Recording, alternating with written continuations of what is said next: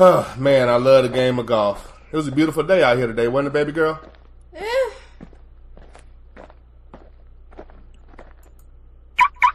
You didn't think it was a nice day today? Well, I am sweating all over, so no, I didn't really think it was. Well, I mean, you got to drive the car. You got to drive the car, and it did have the hood on it, so it kept the sun off of you. Yeah, but it had no air conditioning. Well, okay, fair enough. So, we're going to get something to eat, right? Of course. Cool. And you're obviously paying, right? Always. Always.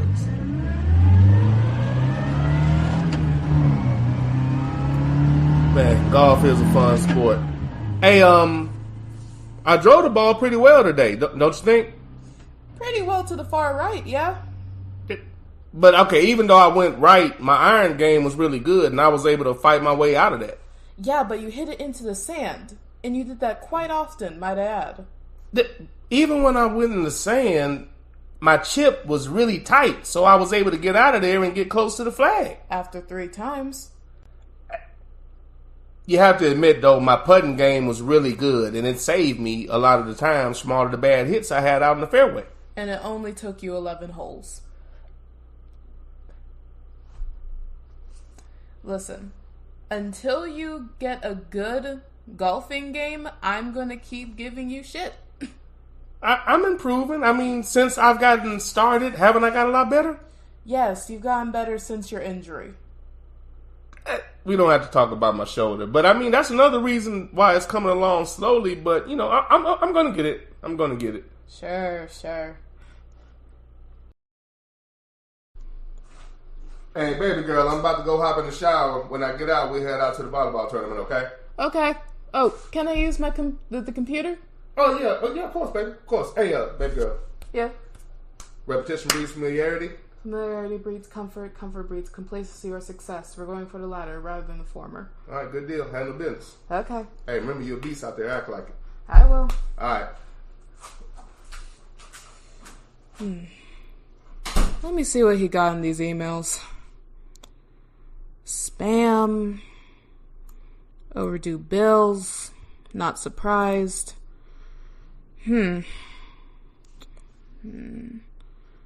Fuck the police coming straight from the underground. Young nigga got it bad 'cause he's broke. What is this? Sarah? Linda? Becky? Amber? Amy? Molly? Ginger? Heather? Karen? Oh, hell no. We are not having this. No, I don't want no Pancake Tuesdays. Oh, God, delete. No, I do not want your lemon bars, Karen. Oh, my dad's gonna get... That's a Negro that's out of his mind. Do you have strong opinions and you're looking for a way to express them? Are you tired of carbon copy sports radio that infests the airwaves? Do you have creative concepts and ideas that you want to share with the world? Then this is not the commercial for you. This commercial is all about Kinko's University. That's right. Kinko's University gets you prepared for the podcasting world when you don't have the chops for it. If you're one of the many people looking to get into podcasting, but you just don't have the skill, Kinko's University is the university for you. I want to do a podcast, but where do I start? And what do I talk about? Kinko's University. Don't worry, here at Kinko's University, the first thing we teach you about is OPP. That's right, other people's perspective. So you can always have something to talk about getting it from another source. Podcasting looks fun, but do I really have to do all that research and show prep? Kinko's University. Absolutely not. Here at Kinko's, we have classes like No Preparation 101, where we teach you to get around all of that pesky show prep because we know you don't have the time. I wonder what the best time slot is to get the most listeners. Kinko's University. Don't worry, here at Kinko's, we have a class called Recycling Ideas 101, where you can find a time slot that works and just jump in that slot to try to make it happen for yourself. Kinko's University. I want to come up with new content and subject matter, but I'm not that creative. Kinko's University. You'll also take Regurgitation 101, which will help you come up with other people's subject matter that you can recycle and make your own. That's right, here at Kinko's, we teach you how to get around hard work, getting new wrinkles in your brain, and having to work hard at your craft. Come to Kinko's, where you can take these top courses with top teachers. Most people that go to Kinko's graduate with Kinko's degrees. That's right, as master copiers.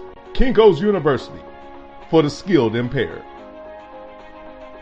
Kinko's University is not a real university and is not accredited. You don't actually learn any skills. You just learn how to mimic people who have actual skill.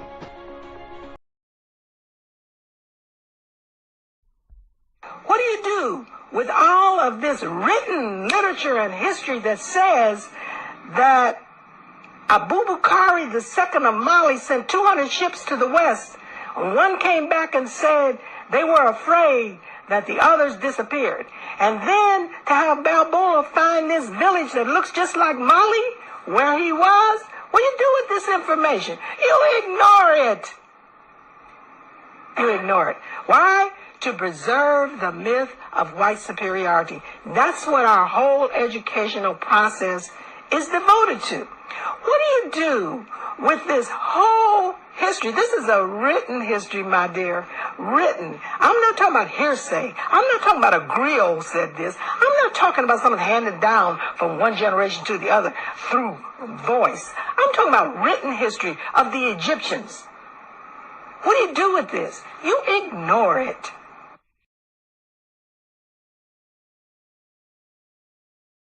Underground Railroad Show with that ninja.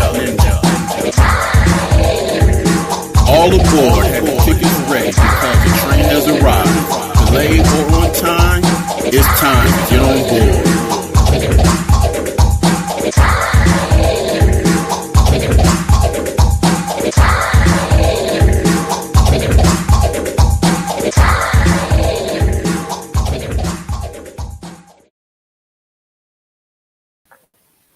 What's going on, fam? This is the Underground Railroad Show hosted by your boy, That Ninja. Thank you for coming aboard and rolling with me. The air is crisp in the morning, even in Huntsville. The evening is just a tad bit cooler. And college football is about to officially kick off. We've had week 0 games. I was lucky enough to attend one of those. I'll discuss that in one moment. But the official opening weekend of college football starts tomorrow. So I wanted to make sure that I got a show in. I'll come in with the usual apologies, but, busy. I've just been really, really busy. And the times that I've been situated to do a show, I just felt it was too late to get started. I felt it was way too late to start a show. It would have been 8 o'clock Eastern at best on a couple of those occasions. Most of the time after that, I just felt it was too late to start a show. So for that reason, I haven't been able to be consistent. My apologies. But all of that will cease as the beginning of football season commences. Now, one thing, there are a lot of other things that I can talk about that, are obviously relevant and something that would be normal for my show. But what I'm going to do for that is I'm going to have separate shows to get that done. Generally speaking, on Monday, unless I just can't hold it in, pause, I'm going to pretty much go over what happened during the football weekend, and that's going to cover the majority of the show, giving the feedback and the games that we're going to cover, whatever quote-unquote storyline that I feel is prevalent. So between that and the feedback, I'm not going to be able to cover much after said football coverage. So I don't expect to squeeze in those categories. I've done enough shows to understand that if I start with that and I give you some type of take, it's going to go for a minute. It's going to, kind of distract things. Then I'll get into football later than I want to. So after having that happen so many times, I figured out it's not the best way to go. So at this point, what I'll do is I'll give you college football on the normal day, which is Monday. Not today, coming at you on a Wednesday with some warning, but very slight warning. So what I will do is I'll give you a very quick take on just my general thoughts on society, not really a take. I'll give you something just really quick. And then I'll just move on, and from there, nothing but college football. Absolutely nothing but college football. What's going on, Mac Feezy? Thank you for coming aboard, sir. So what I'll say is this.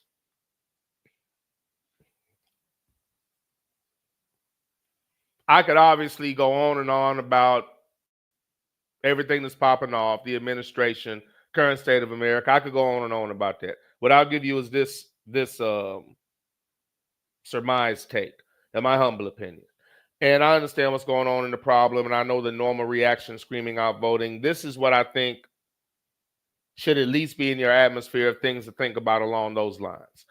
I'm more concerned, or I think it's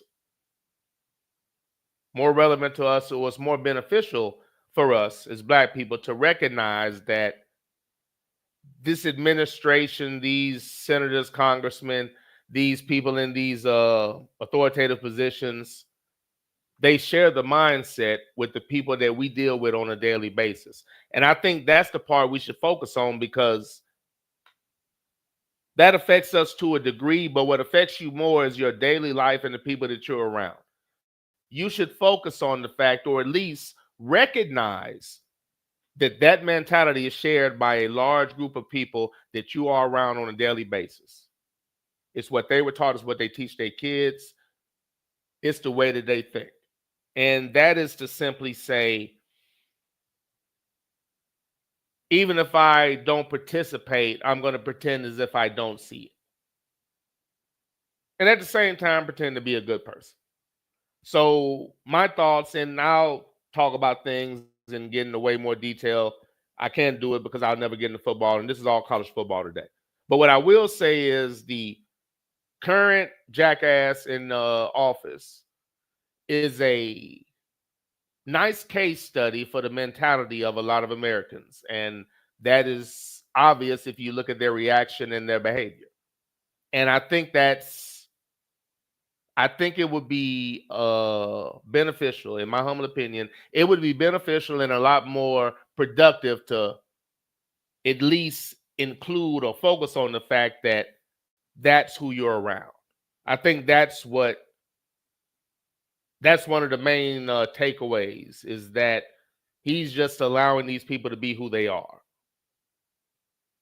And the ones that aren't outward, silently support it, or loudly support it, or at least will turn the blind eye to it as long as they're good.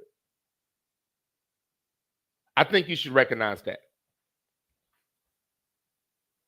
To wrap that up and surmise it,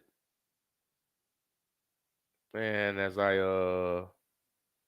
deal with no, we're still going. What is going on with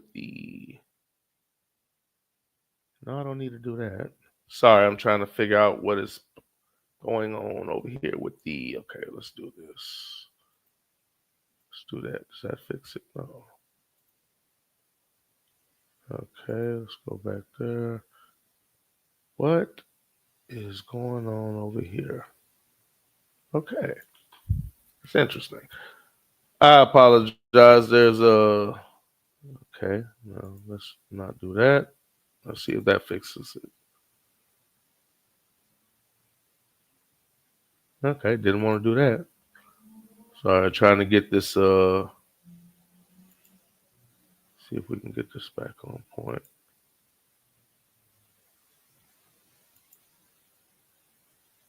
All right, there we go. Sorry, I had to pull a few maneuvers there. Didn't allow that to be a smooth transition. My apologies, but I would just say I think it would be beneficial to recognize that it's really more about the mentality of the people that we deal with on a daily basis, that may or may not be a supervisor or hire you, that may or may not, give you a loan, that may or may not make decisions on school zones, police, people within the justice system. I think it's more important to focus on that aspect of it, because that will impact your life more. That's what I would take away from it. And I will simply end with this clip that, if I remember correctly,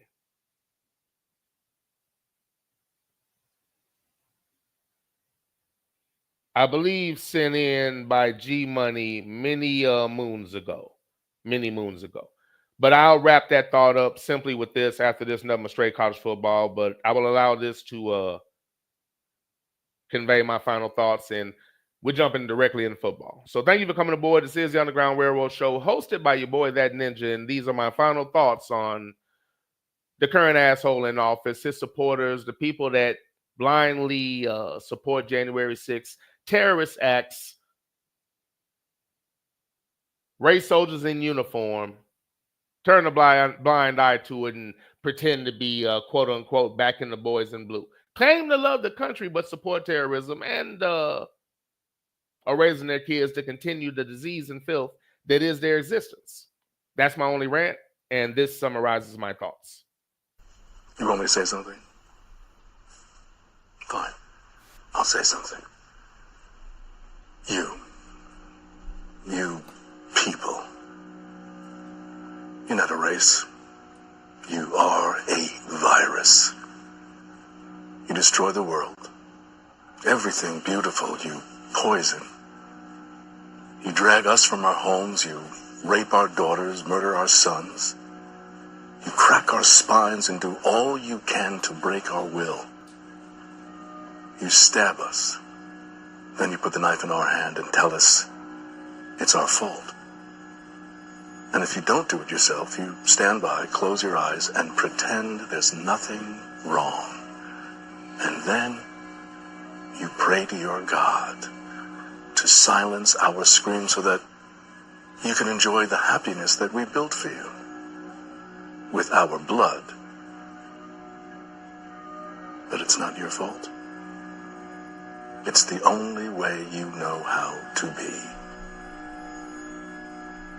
And the only thing that will change anything is if another virus comes along and does to you what you do to us. And I hope that happens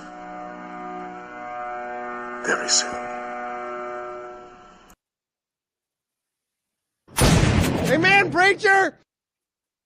This is the Underground Railroad Show, hosted by your boy, That Ninja, man. Let's jump into it. College football is upon us. I haven't been able to get on the air, so it's all pigskin today. What I'm going to do today is give you some thoughts on select games heading into the college football season. Very quick thoughts, because the title of today's show is I Can't Call It. Now, there's an underlying theme to that for those that know me and know that that's something that my pop always said, and I picked it up. Y'all don't necessarily know that that's what he said, but I think some of y'all do, but I just, subconsciously picked that up, and I say it a lot, and when I really think about it, that's where I got it from. So I Can't Call It is the name of the show, and that's the title of the show because I can't call it concerning college football. Don't ask me about who's going to do what. Don't ask me about who's going to – I can take a guess. I can take a stab. This team will make the playoffs. This team should be good. But I can't call it until I really get a look at it. Until I'm about 4 games in against real competition, I can't call it. I'll give you a few thoughts on some teams that have returning elements that at least give me the confidence to say I expect something out of them, on this side of the ball because these people are still there. But there are a lot of teams that potentially are good, potentially should be within the upper ranks, potentially should be right there for a playoff spot, and potentially have the talent and capabilities to win it all. But I can't call it until I really see what they do on the field. Keep in mind that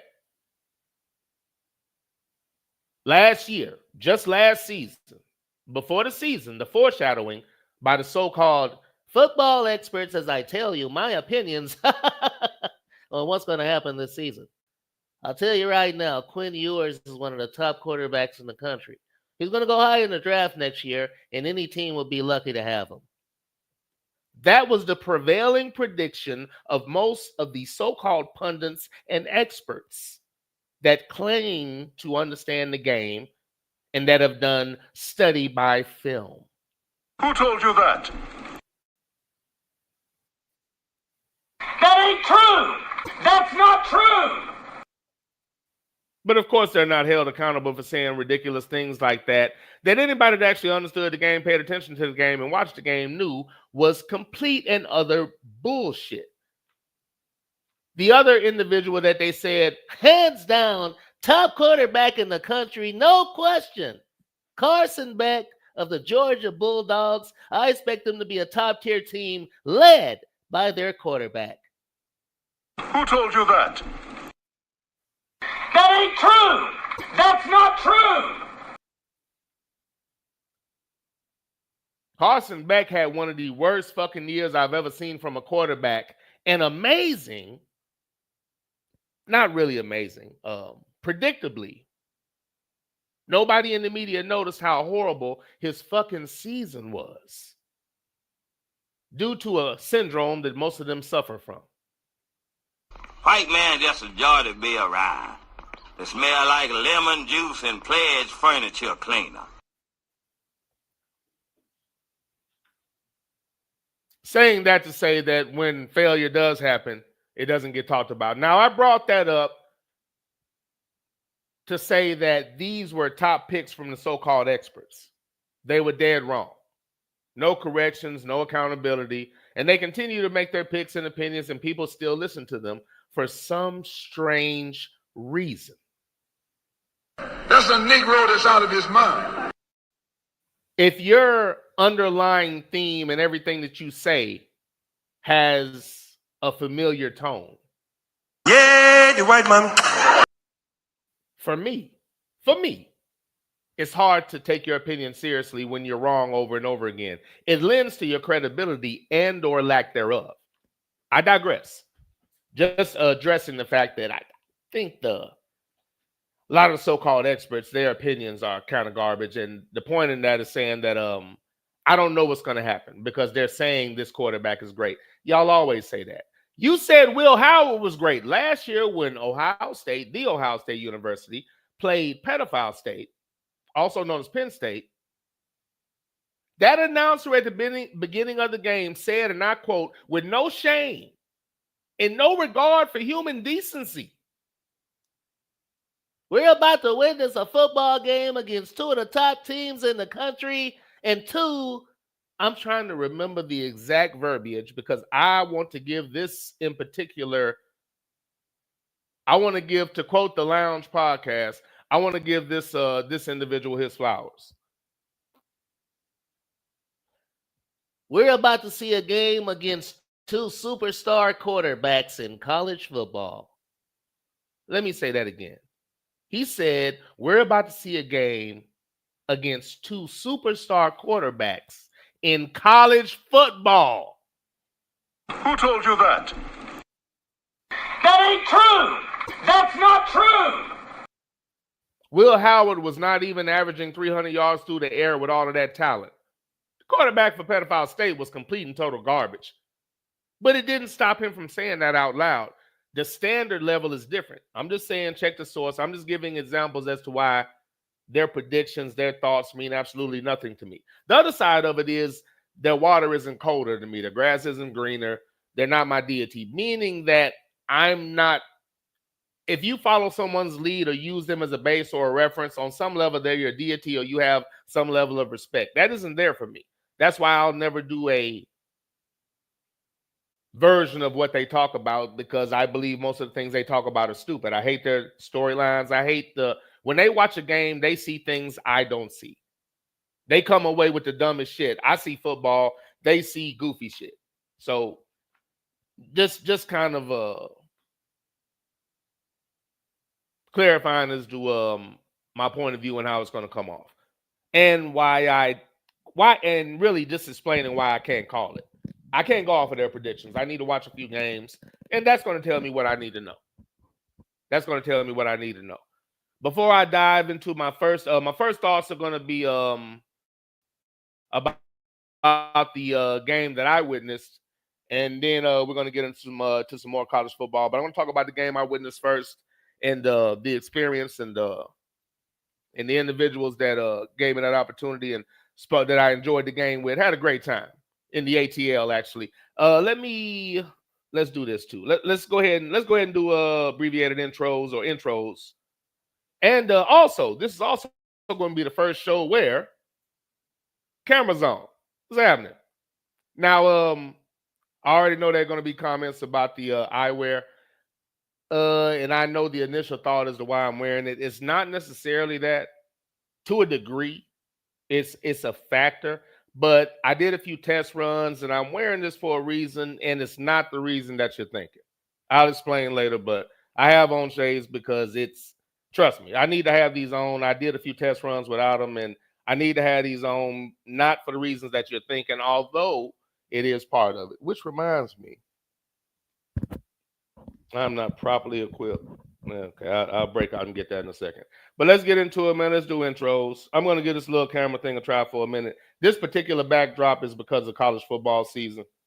Obviously, I just threw that up. But this particular backdrop is because of college football season. Also paying homage to the team that didn't win the championship. I'll give my thoughts. But I haven't talked about it much, and y'all know why. I'll get into it and give you some thoughts. But this is the theme today. My wall's going to look much different than that. You know, I'm going to go to the camera at one point completely, and that'll be a normal thing. But this is not going to be what's on my wall. There will be no sports teams. You might see something sports related behind me, but you probably won't see a team. You might see some small Ohio State paraphernalia possibly. But what's behind me probably isn't going to have a lot to do with sports. It might be mixed in, but there are going to be a lot of other things. So temporary backdrop, but it's still fitting. You know, hail to the champs and all that good shit. As I look at it, that motherfucker's a little bit crooked. But fuck it. It's all good. First man aboard the train, we got Chef Mac Feezy. What's going on, sir? Thank you for coming aboard. Hope you are enjoying the ride thus far. And again, unfortunately, I cannot play a soundbite and talk simultaneously on this format. We have none other. I still had that book, sir. I've gotten into it just a little bit. But when I really get a chance to kind of get into it a little bit more and get through a good portion of it, I'll give you a call about it. But we can talk about it in private. But I wouldn't mind talking about that on air. But we can talk about that in private. But I'll give you a call. It's interesting. I haven't gotten deep into it. I have 2-3 pages. But I'll get with you. But I do have it securely in the house, despite the mail courier stuffing it in my mailbox. Stuffing it in my mailbox with absolutely no regard for human life. We have none other than my main man, Raider for Life. What's going on, sir? Thank you for coming aboard. Chef McFeezy said, I think we all know that's how these people are. It comes as no surprise that the country is in the state that it's in. Politicizing and propagandizing, politicizing and propagandizing white supremacy and all of its fucked up ideologies has consequences. And again, let's read that again since I fumbled over it. And why don't I adjust the light? Oh, I'm sorry. Let me respond to this.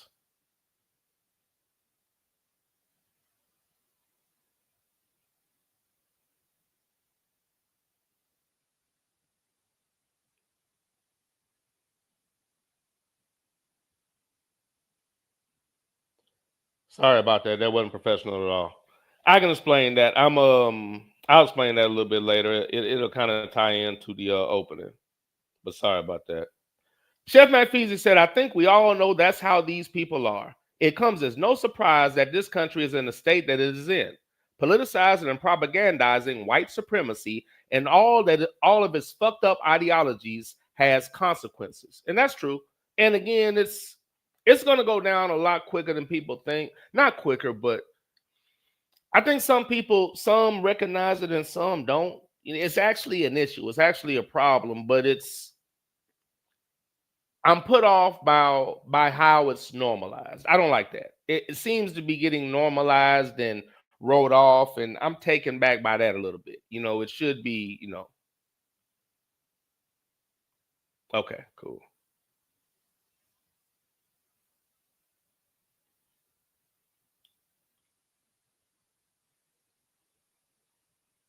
Sorry about that. Let me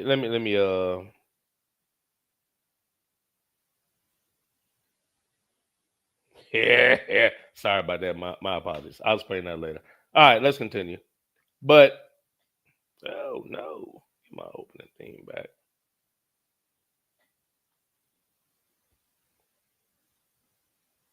But Mac Feezy, it's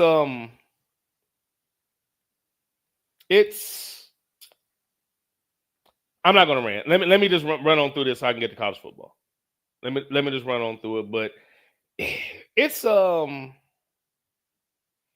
amazing that they can set themselves up for a downfall and not even see it. I don't know how long you think you can just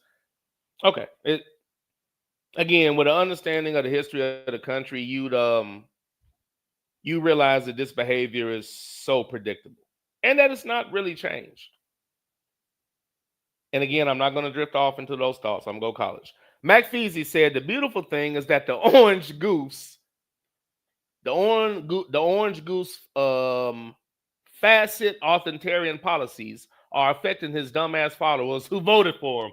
That is funny. Seeing these MAGA idiots lose their income, homes, and businesses brings a joy down in my heart.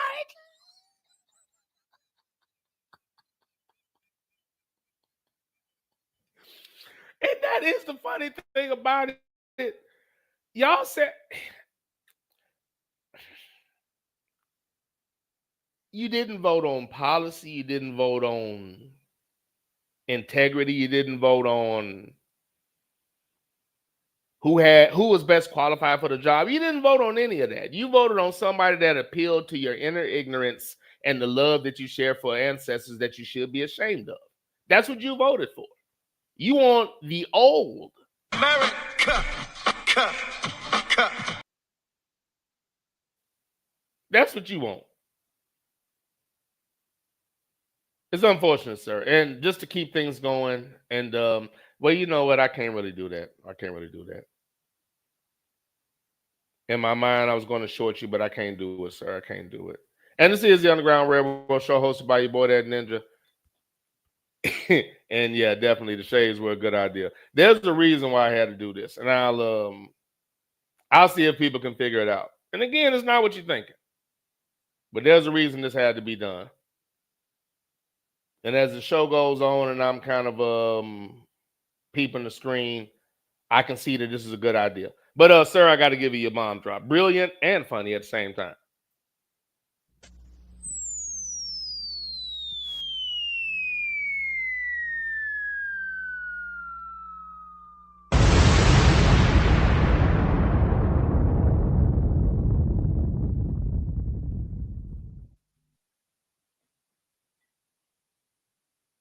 We got my man Jungle Brother on the train. What up, Jungle? Jungle Brother had a show earlier. It was supposed to be abbreviated. I think he went almost 2 hours, man. Great show.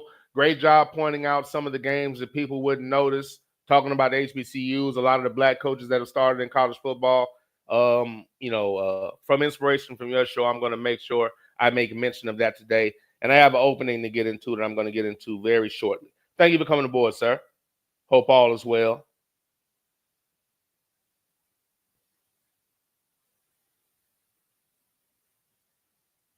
Okay, I was wondering who that was. Random motherfucker selling shit. We got my man Sluggo, the motherfucking Hammer, on the train. What's going on, Sluggo? Thank you for coming aboard, sir.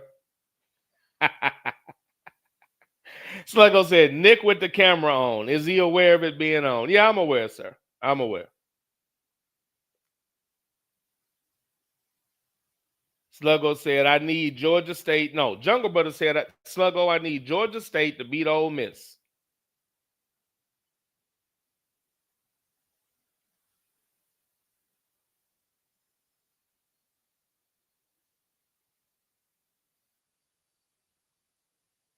Jungle Brother shouting out Mac Feezy. Thank y'all for coming aboard, man. All right, man, let's get into it. College football kicking off. We have a plethora and an onslaught of games. I can't really get into every single game, but I will get into the games that I think matter. And again, I can't call it. I don't have a lot of definitive opinions, but I'll tell you what I see early on and what I hope to see in the game. And it's probably going to be more of what I hope to see and what I'd like to see from these individuals as far as their play and as far as execution and building yourself up to be a team that's going to be in position to fight for the title at the end of the year. There's certain things you want to see from your squad or just see from a team in general that you would like to be productive. And let me see it. Let me where is it? It's here. Thought I had myself centered before, so I was right before. That's where I was supposed to be. Okay, now I'm centered. All right, yeah, now I'm centered. All right. So let's get into it, and I'm gonna go ahead and start here. And you see the name in the back, and we're not gonna start there right off the bat. As a matter of fact, we're not gonna do that. We're gonna go here first. Went to the ATL this past weekend. Shout out Saturday morning. Went to the ATL this past weekend. Tyrone, ABM, Gregory Abbott purchased some tickets to the MEAC versus SWAC Challenge. And the game was played at Georgia State, the alma mater of Sluggo the motherfucking Hammer. So Sluggo had a ticket. I grabbed one. Gangster Griff was coming, but he had a different obligation he had to tend to. Let's keep that off the camera. He had a different obligation he had to tend to. So since Griff didn't make it, ABM brought his nephew. So we went to the game. And this was the thought ahead. And this is me just being kind of tunnel-minded once we decided what we were going to do. We set it up and we said we'll get there, get there early enough. And the plan was to go grab something to eat and then go to the game. Again, the game, Arkansas State. I say Arkansas State. Am I tripping? Arkansas State versus Southern. I'm sorry, I said Southern. What the hell's wrong with me right about now? Pause. Not go back. Sorry, I lost my damn but I thought I had that in there. Arkansas State versus Southern. Now the now me with the tunnel vision, what happened was we talked about going to get something to eat before. And since I hadn't been to Georgia State yet, I hadn't, seen the atmosphere, I hadn't checked it out. So I didn't really have a reference point. And initially, this was the other thing about it. And what I think about it, this is probably why I was so one-track minded. In my mind, what we were going to do, we were going to go somewhere and eat first, then go to the game.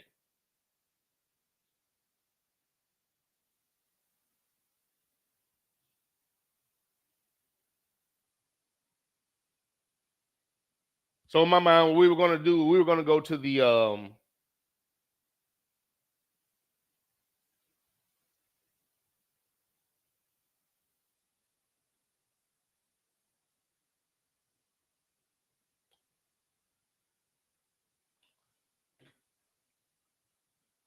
yeah, I'm sitting there looking at the name of the team I didn't fucking remember. Was it North Carolina Central? It was North Carolina Central. I said Arkansas State or some shit. So it was North Carolina Central versus Southern. I know I was wrong some damn well. It was North Carolina Central. So it was North Carolina Central versus Southern. When I decided to go, I didn't even know what the damn teams were. I looked at it after the fact. I said, okay, that's what the game is. So North Carolina Central versus Southern. Damn shame I had to actually look that up. But it ended up being a great game. But the reason why I wasn't thinking about the atmosphere is because initially in my mind, we were going to get together early, grab some food, then go to the game. But we actually went to the stadium, met at the stadium, and I guess we're just going to, go grab some food after the fact. For whatever reason, I wasn't thinking about the damn tailgate. Don't ask me why. That's crazy. But I wasn't thinking about the damn tailgate. Once we got there and I looked up, I said, shit, that's right, the tailgate. So once we got up in there and, around the atmosphere, I was like, okay. This shit was pretty cool. It was real cool, actually. I had a great time. In hindsight, we probably would have spent a little bit more time. I probably should have walked around. Like the game was a little while off. I probably should have took a little stroll. I think we were 40 minutes away. I probably should have walked around for about 30 good minutes. I had time. Game wasn't going to start until the end. Then when the game started, they were doing the anthem and all that shit. So I had a little leeway. If I did anything differently, I would have walked around the tailgate a little bit more, man. But outside of that, man, great time. Tailgate, people everywhere, great atmosphere, scenic, great scenery.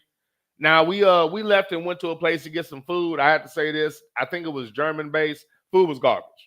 It was edible to a degree, but there wasn't much going on in the way of seasoning. But what I will say is that they had some really good beer. You know what I'm saying? The whole German and beer thing. That shit was relevant. That I can't remember the name of what I had. I'll look at that menu and see it again. But that was very good. I'm not even a beer person, and that was good. That was good. So they did have nice beer, I will say that. But man, great tailgate, great atmosphere, everybody chilling. And as Sluggo said when we were there, he said, I think it was ABM. He said, I've never had a problem at an HBCU game. Never seen a fight, never had an issue, never seen any drama. And, that's just, to going and understanding the atmosphere. And a lot of that is you really, I would hope at most, I don't know if that's the case in Birmingham, judging by what 334 said, but you would hope you don't have officers there that don't really want to be there and are doing shit like trying to stop the band from playing, just being assholes like they do in Birmingham, blocking off streets, making it a pain in the ass to leave or to get there, just doing things to fuck with the event. But, I digress. Point being that he just stated the fact that he has never really had a problem, always has a good time. And the day reflected that. But nice atmosphere, man. Nice little tailgate.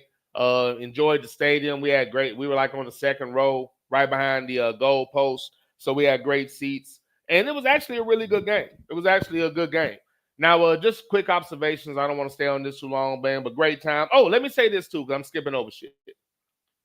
Drove into the ATL, a little bit of rain. Wasn't that much. Got in around 3 o'clock. ABM was coming to pick me up right around 4-ish or so.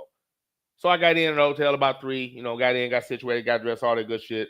Was out there getting stuff together in the truck. I knew he had his nephew, so I wasn't going to get in the car polluted or no shit like that. So did all that, got in the car with ABM. I have to mention this part. Got in the car with ABM. And as he began to drive, I thought to myself, God damn! God damn! Why hast thou forsaken me? I forgot about the way that Tyrone drives. Sick help! Sick help! No human being should have to go through this. I almost gained religion riding in the back seat of ABM's car. The nephew was used to it. He was stoic. When I tell you, when I got to Georgia State, my prevailing thought, God is good. Woo! Jesus. God is good. Woo! Jesus. Excuse me, I just realized my sound bites are way too loud. I never made a damn adjustment. Let me fix that. That's a little bit too much. Okay, that should work right there. My apologies. Never made that sound bite adjustment. My apologies. But, sir, riding with ABM is an adventure. It's an adventure. Whew. It's an adventure. Some of you may be thinking, Come on, man, that's a brittle spirit. That is a brittle ass spirit. No. If you were in the car, you would have been thinking the same thing I was thinking. Hey, slow down. Watch your speed. This is stop and go traffic, nigga. We ain't going nowhere. Hey, slow down. Watch your speed. 10 feet between us and the next car. Why are you accelerating? Jesus Christ. Hey, slow down. Watch your speed. I digress. Let me move on. But we got to the stadium in one piece. I almost gained religion back there.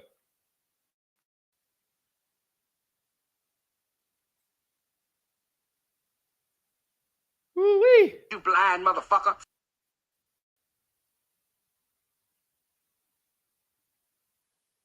Almost came in here with a completely different show. Woo! Jesus.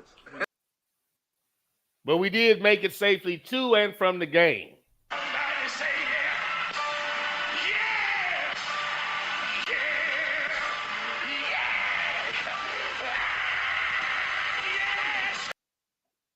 My nerves are still up from that shit, sir. Just so you know. I digress. My nerves are still up. Atmosphere was cool. Game was good, man. Got in. You know, Anthem came around. It's 334 said, great time to go take a piss. Got situated, man. Just enjoyed a good game. Now, pretty clean game initially. That's the one thing we were talking about first half. Very clean game. Very few flags. You know, you can understand some of the play calling initially. Felt it was a little conservative on both sides, and both teams started to make adjustments. Now, I didn't necessarily think it was conservative on the side of North Carolina Central because they were able to run the ball and impose their will. I'll go ahead and say it now. I wasn't even thinking about this, but I might as well do it.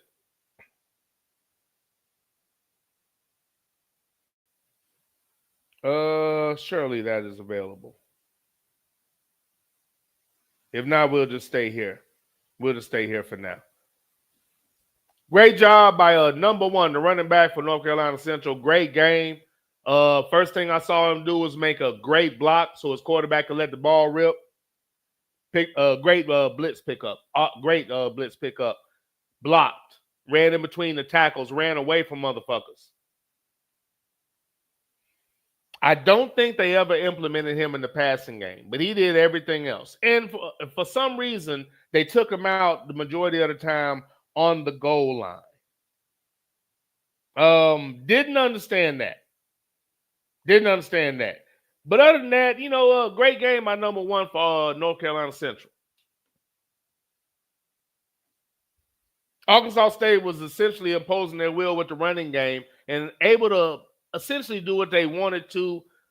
Number one at one point was averaging damn near 13 yards a carry. He was averaging damn near 13 yards a carry at one point. So he was having a hell of a game. Now, Southern was in the game, and it was a competitive game. Again, a clean game early. Quarterback made a great run early, a lot of speed. He made some very good throws early, and two of them were dropped, and one was pass interference. But what happened to Southern, in my humble opinion, right before halftime, they're playing a competitive game. And right before halftime, North Carolina Central scored. Right, if I'm not mistaken, I believe number one broke out for a long run, scored right in front of us. Southern gets the ball back with enough time on the clock to do something. I believe they're still holding timeouts. And the coach essentially goes conservative. He goes conservative. They still manage to get a first. So they're in a position to do something. And he does what I like to call throwaway plays. And this does a few things. One, you're throwing away opportunities with plays that don't have an opportunity to do anything as far as games. So he threw away so many opportunities, not even actually trying. I didn't understand that. And the other thing you're showing your team is you're not creative and or you don't trust them. Or you're so stubborn that no matter what's going on, you're not going to go against your game plan. The other team literally scored. They had the ball back. They had an opportunity to do so, and he didn't even attempt it. He didn't really try. He didn't try to impose his will. He didn't try to do anything that would actually get them in the end zone. He was content with the score.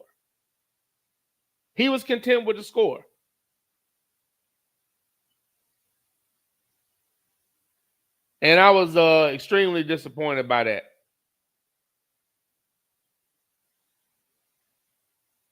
Now I gotta hope that's the right one.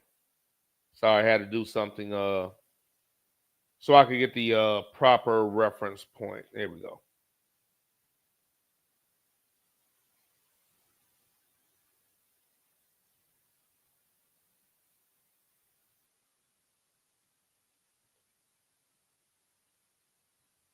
I'm talking about the team that was playing last year. I think I was right the first time. What did I say, Arkansas State? Man, pay me no mind.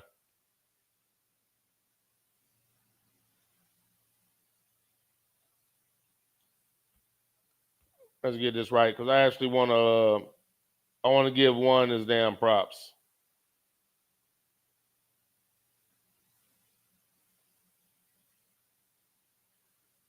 I want to make sure I give him his props. And this thing's cut off. You can't even see what's going on. Apologize for the pause.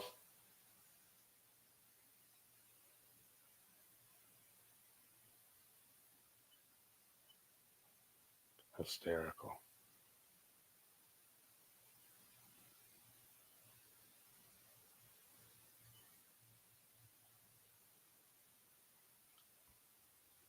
And I apologize.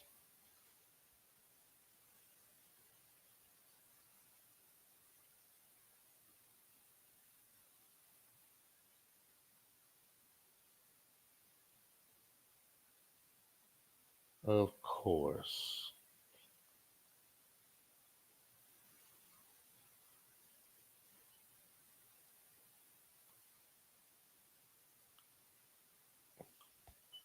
Again, great game. That's way too difficult. North Carolina Central. I need my ass kicked. North Carolina Central. North Carolina Central. North Carolina Central versus Southern. Now, North Carolina Central and Southern have played a even game in the first half. But I think Southern's coach killed them at the end of the first half. He killed them with that conservative play. He came out in the third quarter, did the exact same thing. Conservative play calling, predictable play calling, running the ball over and over again, doing that little tunnel screen directly to the receiver. Now, I felt like North Carolina Central was doing the same thing for a large majority of the game, even when they couldn't impose their will necessarily, but they made an adjustment. Because at one point I said neither team has thrown the ball past, well, I take that back. I said North Carolina Central hasn't thrown the ball past 10 yards. I actually felt they were the more conservative team, but they were getting away with it because it was working. And at the end of the day, it turns out the Southern wasn't willing to let the ball go. If the coach would have allowed the quarterback to play, Sluggo made a comment about somebody that was sitting behind us and said that North Carolina Central has a quarterback and Southern doesn't, and that's what the difference in the game. And Sluggo didn't agree with that, and neither do I. Their quarterback for Southern there was nothing wrong with him, but he didn't get an opportunity to do much. Very reserved play calling. Very reserved. If they just would have allowed him to drop back and survey the field and throw the ball from there, and then if something opens up, he can take off running, they would have been much better off with that. But they allowed the game to get away from them, and when it was time to kind of turn it on, they couldn't really do that. Once they were down 14 points, the prospects were not good, especially with them essentially calling the game the same way, so they didn't really give themselves an opportunity. But it was really a good game, even to watch North Carolina Central pull away from them. It was still a good game watching them execute, them making adjustments and allowing their quarterback to throw the ball. You know, they had a little left-handed Caucasian fellow, had a good arm on him. And they actually went out, said they haven't thrown the ball past 10 yards. It was probably the next possession when they let the ball fly, which opened it up some more, allowed one to run the ball some more, gave them some options, made Southern's safeties, pay attention, and corners get a couple of more steps back. And, they started moving the ball, even more in various ways, as opposed to just running the ball down their throats. They adjusted, said, okay, we can't just do this. Let's actually throw the ball past 10 yards, give them another look. Southern never really did that until they had to, and by then it was too late. But overall, great game, great atmosphere, nice crowd. I believe Sluggo said that the regular season games are not as crowded as that. But, man, it was a great time, a great atmosphere. Shout out to the yellow one, the Angry Black Man, and Sluggo for the invite. Had a great time, and I'm definitely going to make it back to the what is it? The game, the championship game that's going to be in the Mercedes-Benz. I forget the official name of that, but I'm definitely going to make it back for that. As long as I don't have anything else going on, I'm going to make it back to that for sure. Great game, great time, and that's how I kicked off the football season, seeing a great HBCU football game. That was a good time, great atmosphere. And next time, with the knowledge I have now, I'll make sure that I check out the tailgate. Oh, well, we still walked around the tailgate. I'm just saying the next time I'll make sure I do a little bit more around the tailgate, understanding the game, how it works, how much time it is before the game, everything they're doing. It was cool, though, man. It was cool. They even had the little sky view with the camera that's running through the net. As Sluggo said, it's on ABC, so it's, it's big boy shit. So great time, man. Enjoyed that. I'll probably make that a tradition. That sounds like something that can stay on the resume or on the schedule, rather. That can stay on the schedule. That was a good time.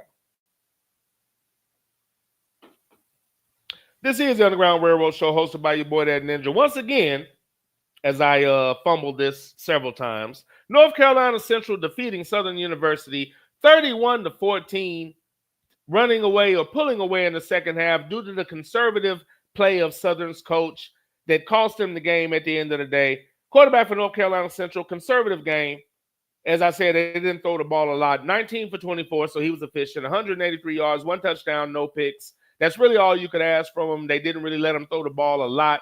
I think if they were to open up the offense, he could get 250 plus yards in that offense, maybe even 3 if they decided to actually throw the ball. They're just they appear to be a run-first team, but they're not afraid to throw the ball if they need to. But I think it would help them and help their running game even more if they let the ball fly just a little bit more. So hopefully they'll do that as the season progresses and let their quarterback throw the ball. He had a nice arm on him. The aforementioned running back, number 1, Chris Mosley. Chris Mosley for North Carolina Central.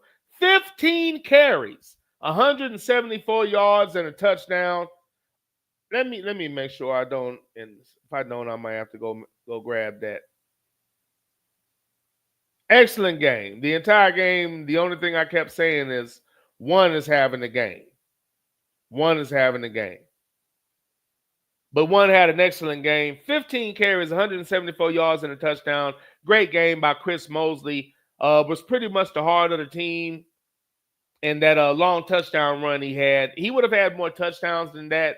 But again, for whatever reason, they took him out in the red zone. I think it's just a case of overthinking things. And I believe they were overthinking it. He wasn't a huge individual, but he just ran the ball well. He had good vision. He could take contact. He could run people over. He could run away from you. Man, he had a great game. Hands down, the standout player in the game. Because neither team threw the ball enough. Neither team threw the ball enough for a receiver. Neither team threw the ball enough for a receiver to be the top guy. Neither team did that. So neither team really put the ball in the air enough for a receiver to show their talents or to really put on a display that will warrant any type of admiration. But great game by Chris Mosley. That boy is good. That boy is good. Nice effort by Southern. I fault their coach for conservative play, letting his team down at the end of the half and at the beginning of the third quarter. Man, you sorry. Man, you sorry. Have a little more faith in your team, sir.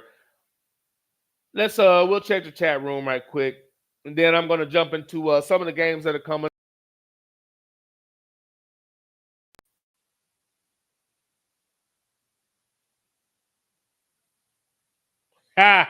Jungle Butter said polluted means baked. Well, I mean, yeah. I mean, I was comfortable. I was doing all that, as I normally do. Looking at the clock and looking at the time when I was going to arrive, when we were going to go, where we were going to go, I knew I had to take care of business pretty much beforehand. But as Jungle Butter said, polluted means baked. LOL. Who raised you? Hey, who raised you? JBJ said, I did that wrong. Ladies and gentlemen, coming aboard the train, we have a man that was here for my very first show, none other than the great JBJ. JBJ coming aboard the train saying, now we can actually watch Ninja try and multitask instead of focus. Focus, most important. You robbing us, you son of a bitch. Hey, sir, it depends. Now, it's funny that you say that. It's funny that you say that when you're one of the main people, that request things that require concentration. You're one of the main people that request things that require concentration. But I'm going to give it a go. Like, this is kind of a test run type thing. And you kind of touched on it. A little bit. The truth is for everybody, but everybody might not be for the truth. One of the reasons for the specs is because if I'm going to be my own producer, I did a test run and I kind of, recorded myself and looked at it. If I'm going to produce myself, I'm going to have to look at the computer, and it looks crazy when you can see my eyes. It's just not a good visual. Now, of course, at one point or another, I'm looking at this and I'm going through the thing. I'm trying to find this and that, but it's different when you can't see my eyes. When you can see my eyes, I'm like, that's why I can't turn the camera on, because I can't really, attempt to produce. I can't really attempt to produce. It just doesn't look right. So now I see why, the Stews and anybody else that has a show, you have a producer, because if you're going, you don't have time to fool with that. Especially if a camera's on you. You have absolutely no time to fool with that. And JBJ, as usual, sir, when they're available. JBJ said, this ninja's all over the place. Podcasting looks fun, but do I really have to do all that research and show prep? Kinko's University. Sir,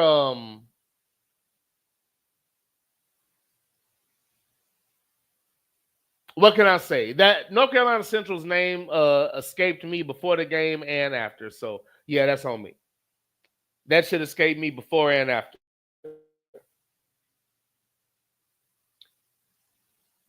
And my soundbite game is still not on the level that it should be, because this system just doesn't allow for it. And unfortunately, some things didn't transfer for whatever reason. I don't know why. But for some reason, some things didn't transfer the way they should have. So for that reason, I don't have all my normal things. But let's jump into it and have a little bit of order to it. But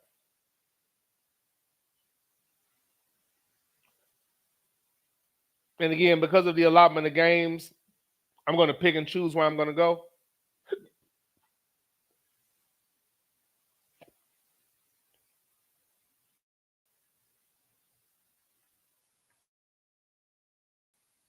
Production part of it is interesting. As I take a swig of water on there, 1 second.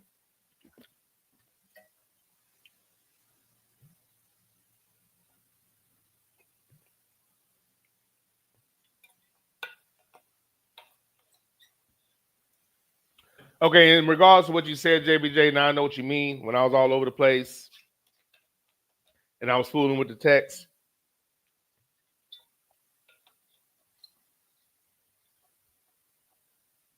I mentioned on the previous show how I'm trying to do better about family and my sisters and everything and getting together. Real quick. It was looking on Facebook, I saw my sisters went to a comedy show. And I saw one of them today, and I talked to her, and they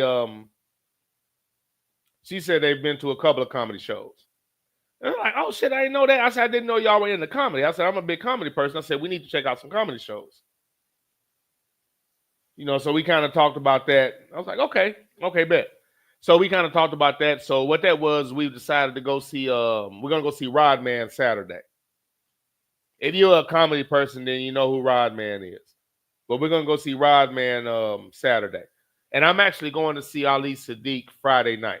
I'm going to see Ali Sadiq Friday night. I know I've recommended him to a couple of people in the chat. If you're into storytelling at all, if you have the patience to listen to storytelling,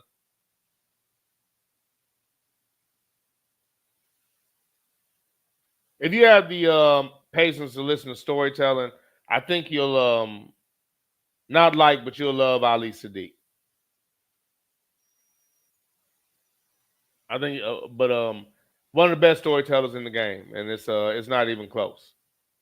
Great storyteller. Great storyteller. So I'm gonna go see Ali Sadiq Friday, but that was my sister, kind of hollering at me about something, and I was just hitting her back. Just trying to do better about that. But now that I know they both like comedy here, we go see this comedy show Saturday, and that can be our little tradition or whatever. And that's me forcing information on y'all don't care about. But such is my right with the microphone. That is interesting. Okay, let me keep it pushing. Oh, I remember now. That's why.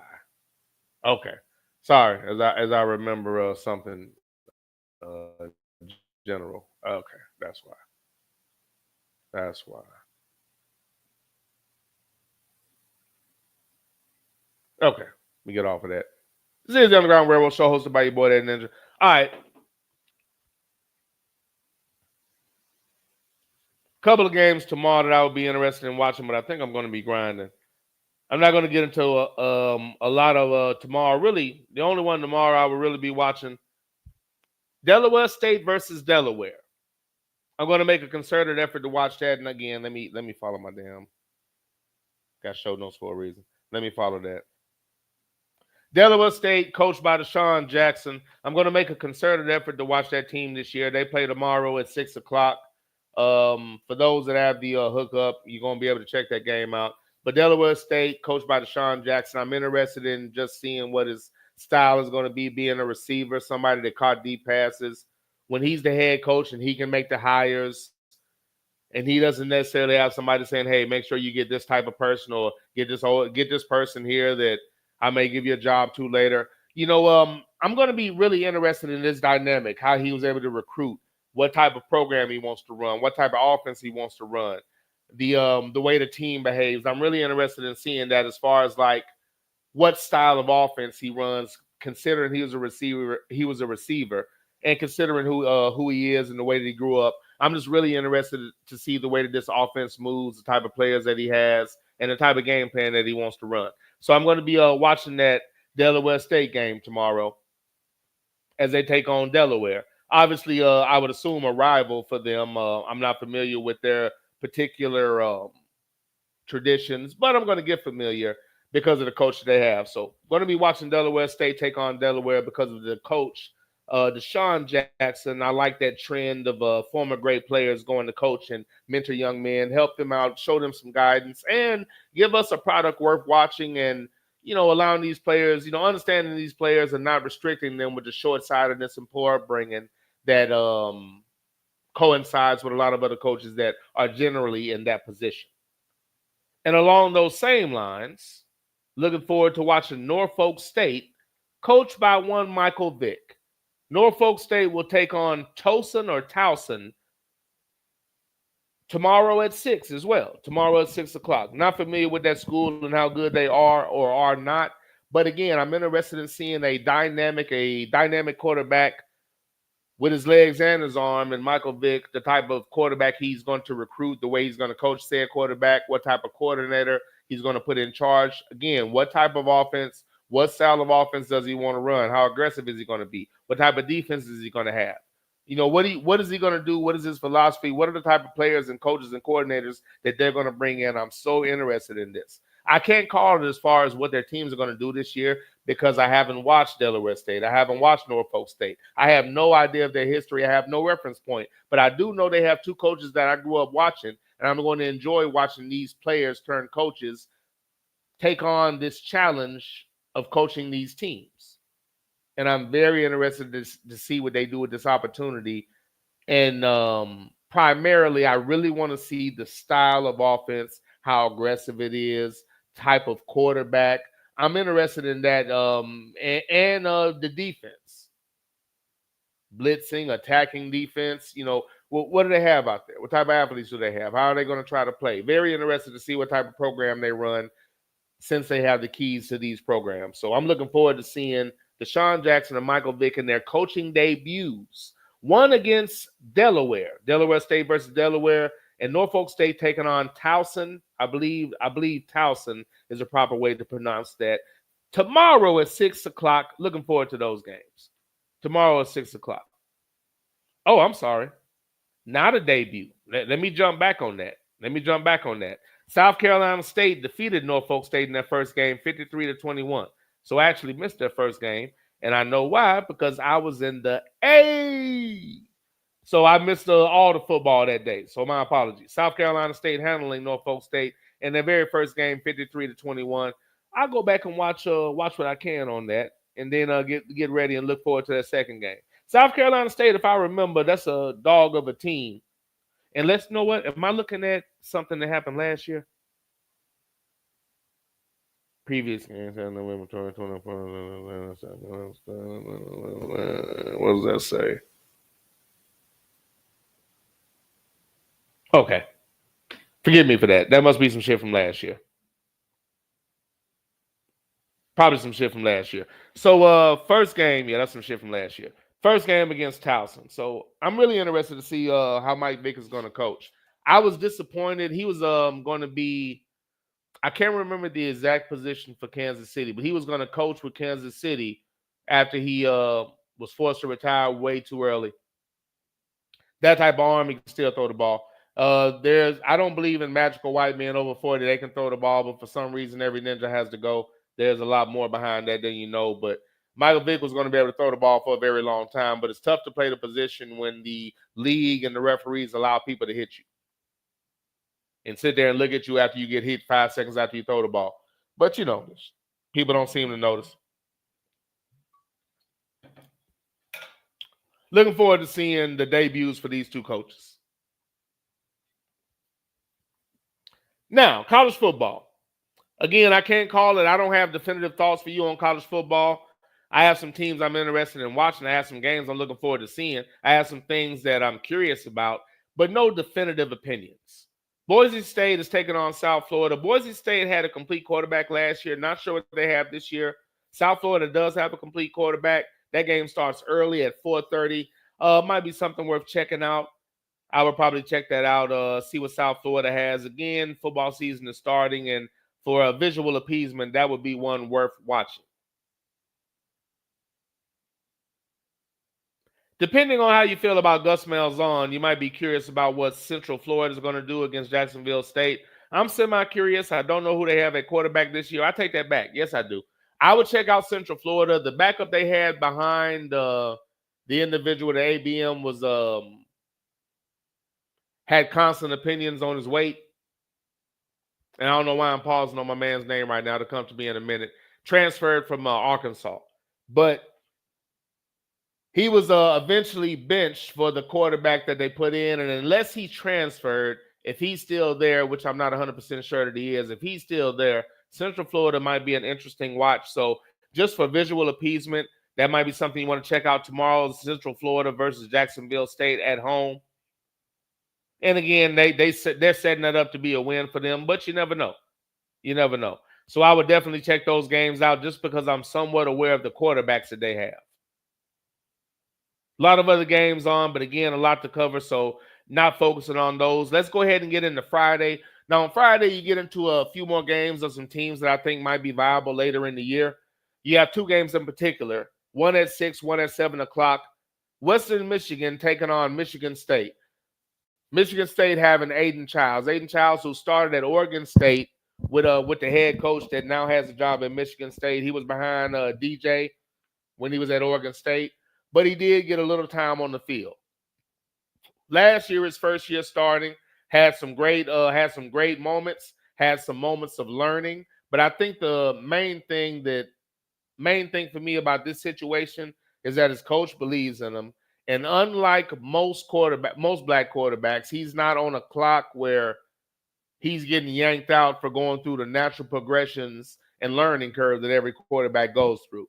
So that alone to me is a positive thing, and that leads me to believe that as he comes into the season, he's going to take what he learned. The team is going to be better.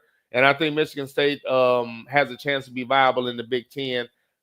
This year. Again, like the teams that came out of nowhere last year, that had a soft schedule, there's something to be said about that. But having a quality quarterback matters, and I believe Aiden Childs is really going to take another step this year with another year under his belt and the learning curve and the growing pains. And again, a coach that actually believes in him and is going to continue to give him opportunities. A lot of quarterbacks in this position don't necessarily always get those opportunities. So looking forward to that game tomorrow against Western Michigan, more or less to see how Aiden Childs plays and the team overall. A team taken away from a coach that was falsely accused and then fired with absolutely no consideration. A lot of other coaches have done a lot worse to a lot less media fanfare, but they didn't have melanin. Georgia Tech taking on Colorado at 7 o'clock. A lot here. Raider for life, big time fan of the Georgia Tech Yellow Jackets. And again, their coach, if we're talking about game plan and what he does, his scheme, I like it. But he refuses to put a difference maker at quarterback. Very questionable group picture of all the quarterbacks that was shown on in one of our chat threads, I believe. Very questionable picture with all of them. And again, you needed these shades that I have on now because a lot of brightness in that picture, a lot of reflection going on because all the quarterbacks were of the mayonnaise variety. And I think that, and again, if you want to go that route, fine, but get somebody that really get a real difference maker. That would make such a difference. Georgia Tech would actually be viable with a difference maker as opposed to a guy that is, just good enough and you kind of like his personality. A difference maker at quarterback would really mean something for Georgia Tech, but that coach doesn't want that. And for that reason, I have to stop short of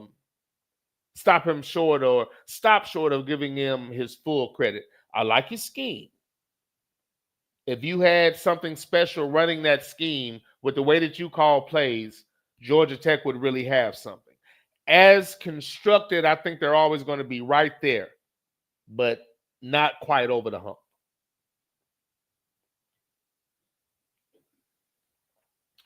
Colorado. Interested in seeing what we have this year. Again, Colorado doing well with recruiting. I saw improvements at times. I saw what the difference that Sapp made when Sapp came in. I could see the difference in his coaching because I saw D. Lyman doing techniques that I remember him doing. Because again, another player that we watched grow. I watched play. I watched play in. Slow down, T. Another player that I watched growing up. Saw him in Miami. Saw his entire pro career, and now you see him in a position to coach young men. But I remember this individual. I remember a lot of his techniques, his dominance in his prime, always being double and triple team because he was a motherfucking problem. And I watched his impact when I saw some of those same moves that he used to do done by some of the linemen on Colorado's defensive line. So with an entire season off, with more recruits and more time to implement your culture, let's see what Colorado is going to be. Again, viable, played a bowl game last year, if I'm not mistaken. If you're looking at it for what it is, incredible progress from what they were to what they've become. And I think Colorado has a viable chance to win the Big 12 this year or vie for it and fight for a playoff spot. But again, I can't really call it until I see them play. But because of the conference they're in, because of what they were able to do last year, and I understand that they had Shedeur last year. And again, I haven't seen it. I don't know. I just know about what I've heard about who they're going to have at quarterback. Allegedly, I have to wait and see. But who they're going to start at quarterback, what I've heard about the young man is he has a lot of ability. So I'm going to look and see what it's going to be. Are they still going to be that same team that throws the ball down the field, that has those type of receivers that can make those type of plays? Are they still recruiting that? Are they trying to change it? They were never much of a running team. I saw the effort to be more of a running team or to at least have some balance last year, but that was never their thing. That was never their signature. That was never their go-to. I applaud them attempting to do so. I applaud them attempting to run the ball and give some balance and help their quarterback out, because initially they weren't doing that. So attempting to have balance did help the offense somewhat. It would just be nice if they actually could enforce their will and really run the ball. Not sure if they're going to be able to do that, but I can see the effort. But I don't see them changing their stripes. Perhaps they will. I just don't see it. I don't see them changing their stripes. But we'll see. So I'm looking forward to seeing what Colorado is going to be. I'd imagine them still being a team that's willing to air the ball out. What I'm looking and what I hope to see is an improved defense and an improved running game. Colorado becoming more of a complete team. Again, I believe this is Deion's third year now. So in his third year, how much is the areas of the team that we know are weak? How much better is the defense going to be? How much better will the running game be? These are the things that I'm looking for. If the running game is improved, I know that they've addressed those things during the offseason. If the defense has improved, I know that they've addressed those things. That's what I'm looking for from Colorado. I can't call it on whether it's going to happen or not, whether it's going to come to fruition or not, but that's what I want to see. Kansas taking on Wagner. Really, the only reason I watch this is for the quarterback. It's not Jaden Daniels, but it's something close. It might be Jason Daniels, but I believe he's going to be the starting quarterback again this year.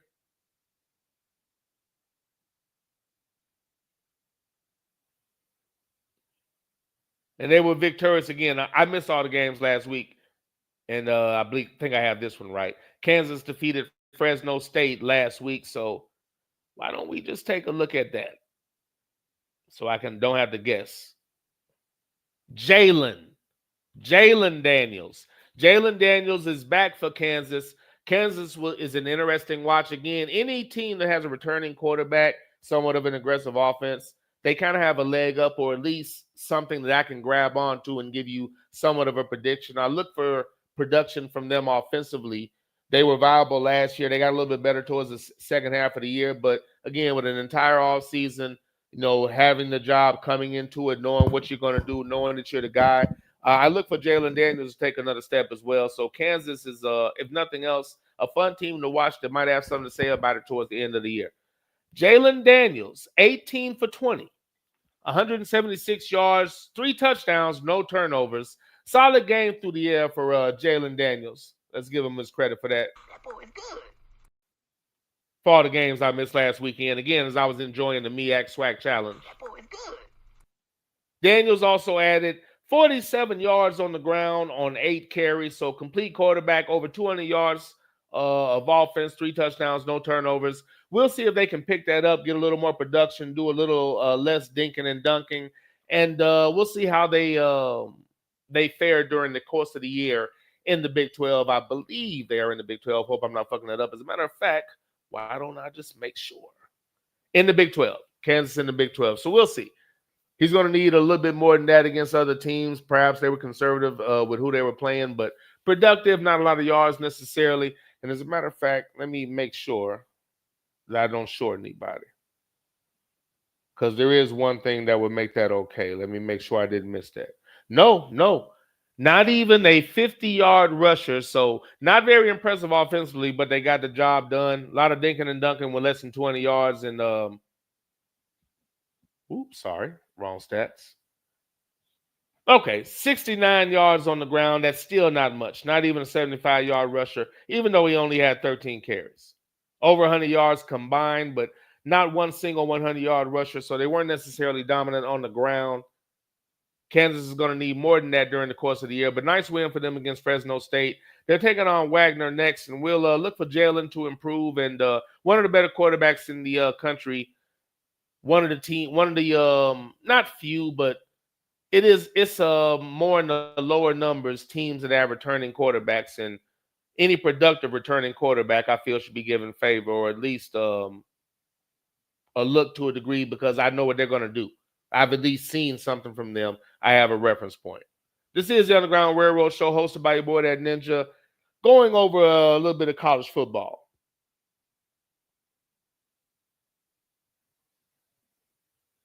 JBJ said, the wife and I are going to see Earthquake on Friday. Oh, nice, sir. I've seen Earthquake 3 or 4 times. At least 3, I think 4. Yeah, but Earthquake's always funny, quality comedian. Y'all should enjoy that show, sir. Y'all should enjoy that show. JBJ said, I'm not sure whether other comedians will appear before him, however. Yeah, I don't know that shit varies. Some people keep the same feature. Some people have the same feature. Some people switch it up. Some allow, very few, not an Earthquake. An Earthquake's not going to allow like the club to give him a feature. He's going to bring his own. So it just depends who he wants to bring. I know Black Ron was his feature at one point, but Black Ron's doing his own thing now. So good question. But I'm trying to think. When I saw Earthquake, you know what? If I remember correctly, Earthquake always had somebody funny come on before him.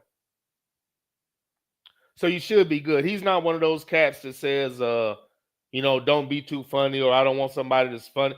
So you should be good. He's one of those comedians that will have a feature that's actually funny. He will have a feature that's actually funny. JBJ said, I'm not an Ohio fan, but I can't wait to see Little Manning fail versus a legit defense on Saturday.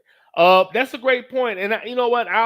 Let me just say this. I'll say this now. I can give you my take on that game since you brought it up. We don't have to be formatted. Ohio State versus Tejas. As you can see, I'm a fan of the Ohio State University. Won a championship last year.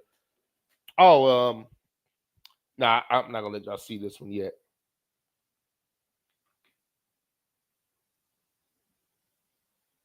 But this is what I know. I can't call it on this game for two reasons.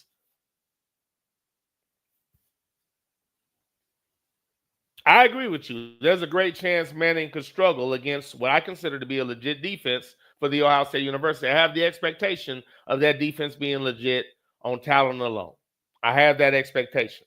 But I also have that expectation for Tejas, also known as Texas.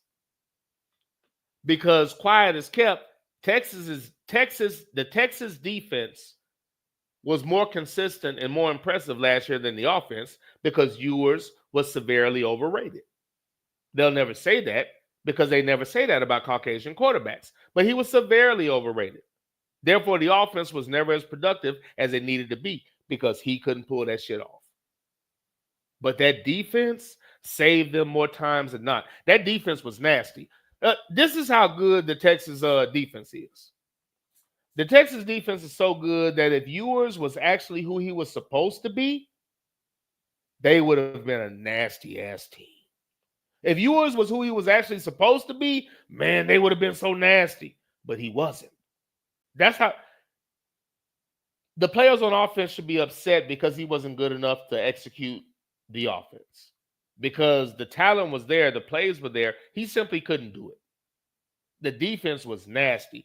Texas had one of the better secondaries in the country with the way that they played, not pass interfering, great coverage, getting interceptions, not dropping potential interceptions, making plays out. The defense for Texas was legit.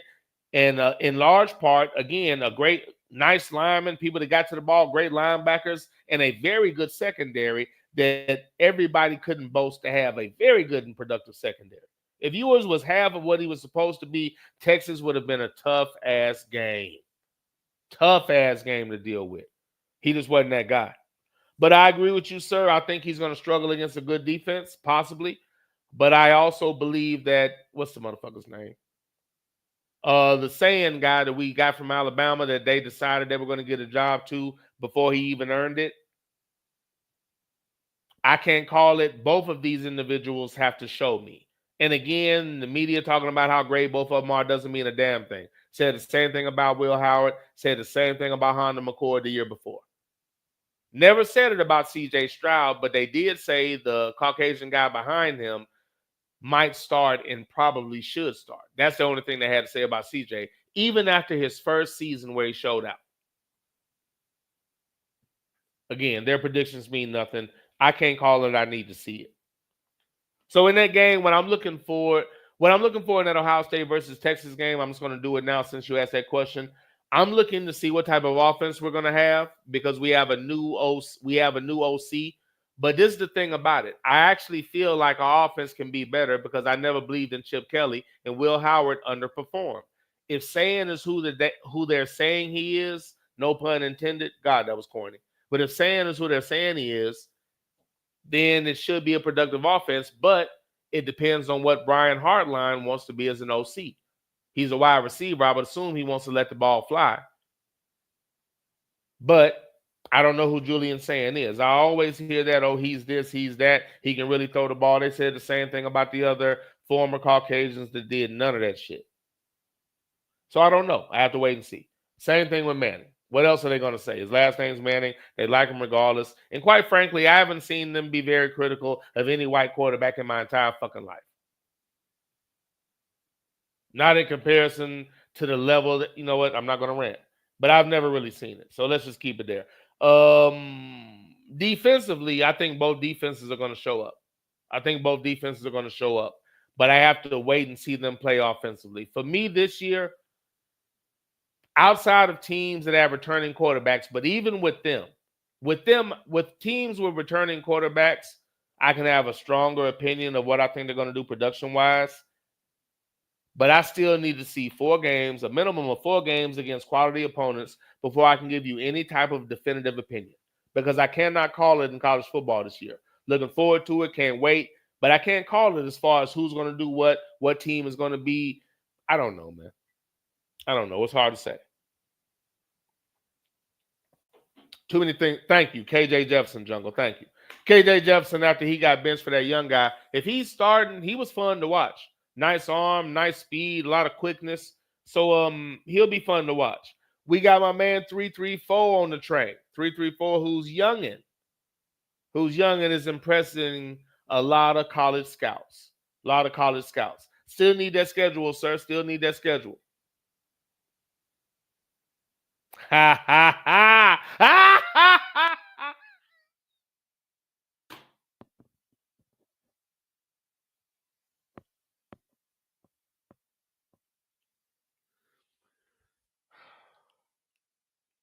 Motherfucker, I swear to God. Hell no. Hell no. 334 said, Ninja, why you got toilet paper all behind you?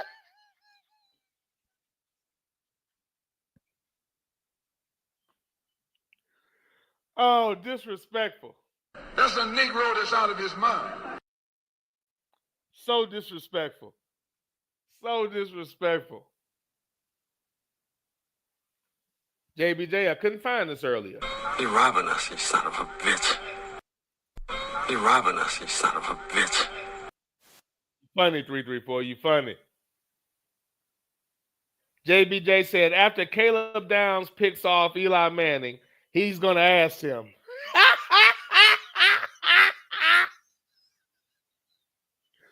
You talk about somebody always reaching for the obscure. But that's fine. That's fine. JBJ, you funny. Must focus. Focus. Most important. You talk about reaching for the obscure. You talk about reaching for the damn obscure. Sluggo said, Jungle, we shall see. Hopefully the game is at least respectable. I mean, you know, first game of the year at the shoe. I mean, we'll see. We'll see. First game of the year at the shoe. I mean, we'll see.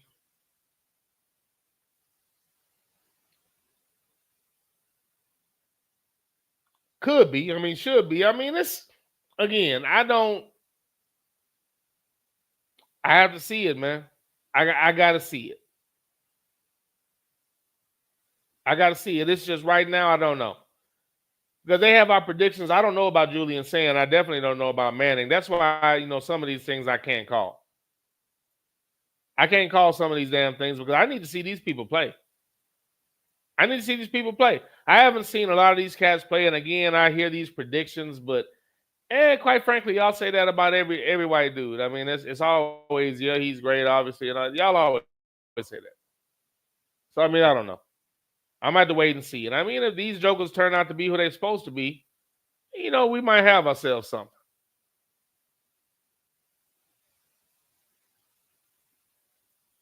Hopefully we'll have something, man. But right now, I don't know.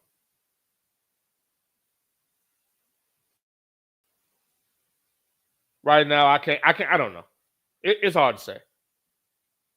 Sluggo said, Nick, what do you know about the young fella at Ole Miss? Sluggo, I'm not up on him. That's why again, I got to watch him play. Now, I will say it's I'm looking forward to seeing it. Again, like I don't necessarily mirror y'all's thoughts on Ole Miss. I know a lot of people dismiss them as a team that can't get over the hump. I don't believe that at all. Ole Miss is easily a playoff team. I think they had an argument to be in it last year. And again, if they're going to put in that extra element that the Georgia Techs won't put in, that the Notre Dames maybe tried to but lost one, but they seemingly won't put in, that element will take a team that has all those other pieces over the top. when you already have a good team and you add that element. So I don't know about them. I only know what I've been told. So that's why I need those 4 games. So I'm looking forward to seeing. And again, we'll discuss Ole Miss momentarily, because if I'm not mistaken, isn't it Georgia State that has to play Ole Miss? Isn't it y'all that got to play them, Sluggo? So I mean, Sluggo's going to get a good look. I don't know if he's going to that game. He might have sold those tickets, but Sluggo might get a very good look at that. I don't know. If I'm not mistaken, Georgia Tech is playing somebody Georgia State, and I think it is Ole Miss. But no, sir, I have no knowledge of this individual. But I'm looking. Hey, man, don't laugh at 334. Hey, 334, that was very disrespectful. As a matter of fact, before we continue, 334, very disrespectful. Motherfucker. Sir, this is the banner of the team that won the championship. You see what this is? You see what this is? This is the team that won the championship. Hold on. Let me get centered. This right here. This right here. The team that won the title. That's what this is. Title Town. That's what this is. Y'all see it. Bruce Leroy's Kung Fu Gym. Y'all see it. Y'all see the Last Dragon paraphernalia. But this is not toilet paper. This is championship paraphernalia. Championship paraphernalia. That's what that is, sir. Toilet paper. Who told you that? Disrespect. That ain't true. That's not true. 334. Something wrong? Yeah. It's just too bad you don't know what it is. Brother. Did I say Eli? JBJ, I apologize. I forget his damn name. The Manning boy at Texas. I know you're talking about, sir. I don't know why I said Eli. My apologies. Not Eli Manning, but Little Manning. The cracker they continue to hype. I see.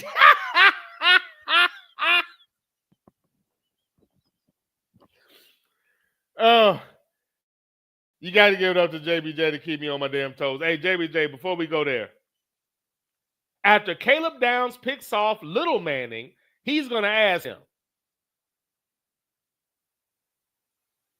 Am I the meanest?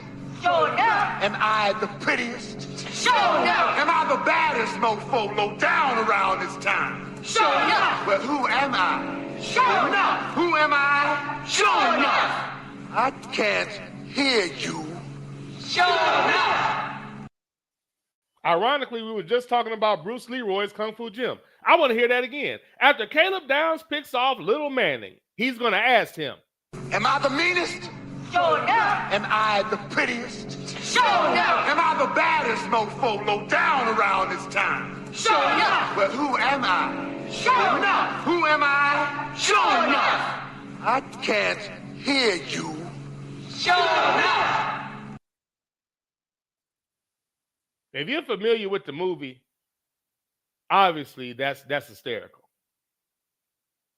Now, if you're not familiar with the movie, it should still be somewhat funny. Should be.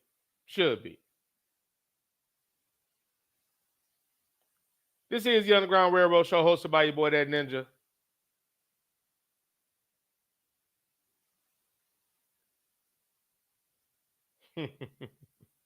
Okay.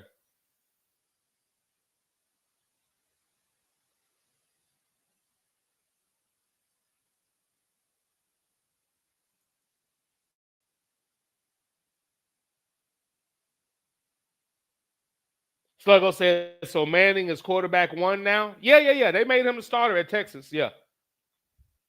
Because Ewers, somebody drafted Ewers. Somebody drafted him. So now the cat that was getting paid to sit on the bench, we'll see.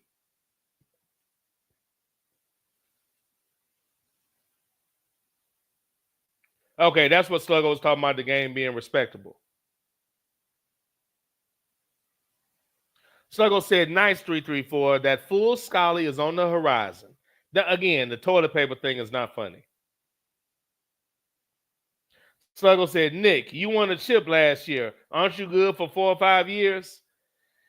This is the thing. Again, we won a chip. And again, of course, I'm happy we won a chip. Of course I am. But it was we shitted on Aaron Nolan by never even giving him a chance to compete. They had him at the bottom of the depth chart behind all of those garbage quarterbacks, basically telling him, nigga, get out of here. We played like shit all year. We played mediocre. We just had great talent. Will Howard never really adjusted. He had 1 or 2 games where he was semi-impressive, but never for the entire game. Big Back Kelly never adjusted, never did anything, and we had the same game plan all year, even when we played that school up north. Luckily, we turned it on during the playoffs and turned into a completely different team, because the team I saw in the playoffs last year, I don't know who the fuck they were, because I didn't see those motherfuckers all season. That's a for sure. We picked the wrong quarterback. We were mediocre and so-so all year. We hired the wrong OC. Adjustments were made before the tournament, and we played great ball and won the title. The problem with this is now they think they did the right thing, as opposed to some of those decisions which were actually the white thing.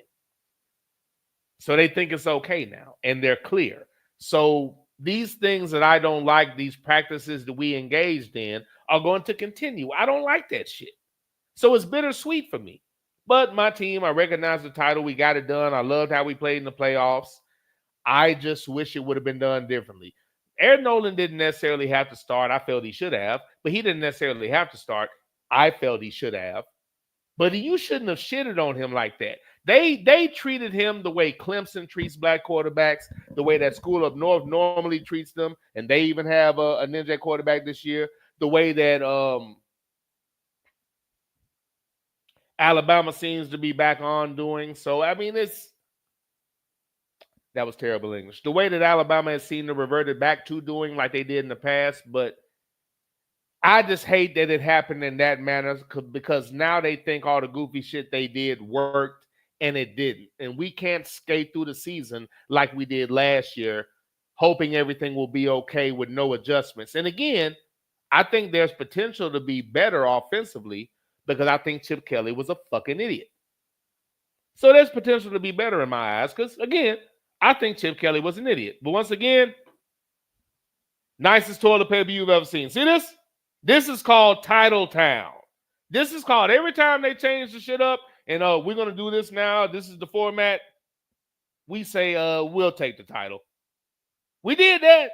I didn't like the regular season. Loved the playoffs. And if Will Howard would have played like that during the regular season, I could have gave his ass some credit. 2 things. 1, he didn't. 2, I think it's possible that I may give him some grace, because the issue may have been Chip Kelly not recognizing his strengths, focusing on his strengths, adapting a game plan for said strengths, and implementing it.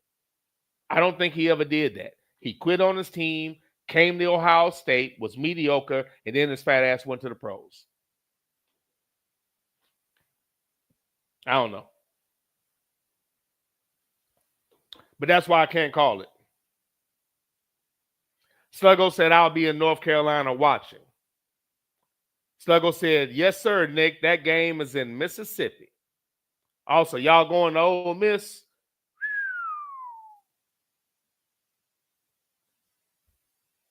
Jungle Brother said, Caleb Downs should get a pick or forced fumble in the first half. When Arch fucks up and runs with his 4.9 speed, stick him good. He'll fumble it. I mean, all of these things are a possibility. It's the first game of the year. It's not the first time he's played, but you know what? I can't remember. He might have started a couple games last year. But Jungle finishing off his chat with. Who raised you? Who raised you? This is the Underground Railroad Show, hosted by your boy, That Ninja, man. Thank you for coming aboard and rolling with me. I truly, truly appreciate it.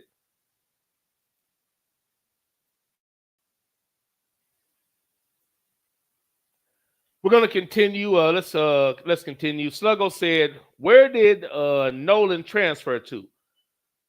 Ohio State University is the new Georgia with respect to complete quarterbacks. Okay, man. See, this is the thing. I'm not going to argue with what you're saying, but It doesn't change the fact that I don't like it. That's what bothers me, is that the one thing I could rest on with my school is that we were one of the very few schools that didn't shit on black quarterbacks. We kept one, played well with one, and I really like that about my squad. And now we seem to be going in the opposite direction. And again, the problem with that is that winning a championship doing that makes them think that they were right.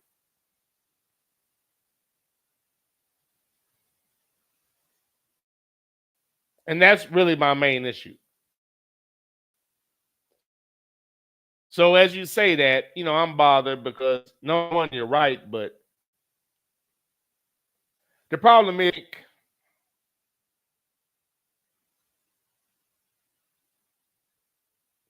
they think they were right because of the results. And because of that, nothing's going to change. Unfortunately, nothing's going to change. They're going to continue doing that. So that bothers me more than anything. So as you say that, that's okay. I can't argue. It appears that's what we are. It appears that's what they want to be. And I'm not a fan of that, but fuck I'm going to do, right? But Aaron Nolan transferred to South Carolina. And I don't like that because they have a quarterback at the same age as him that's one of the best quarterbacks in the nation. He should not be in that position. When we invited him, he had an idea that he was going to get a chance to play because we had done the same for C.J. Stroud and other quarterbacks in previous years that might have been young, but they got to play and got that benefit. And for whatever reason, we didn't give him said benefit. I don't like that. Because I saw that from the beginning. I said they're fucking them. They're not even doing this based on talent. They've already decided what they want to do. That's why Saying is starting this year. And again, at Alabama, he didn't look good in that game, and he didn't look good in the spring when I saw him play. But of course, now every article is this motherfucker's God. Okay. Well, I hope I see that in this game against Tejas. Because the problem is Texas has a good defense too. I don't know how many people they lost, but I'd imagine they're going to replenish to some degree. The defense was one of the most underrated things about their team last year, in my opinion.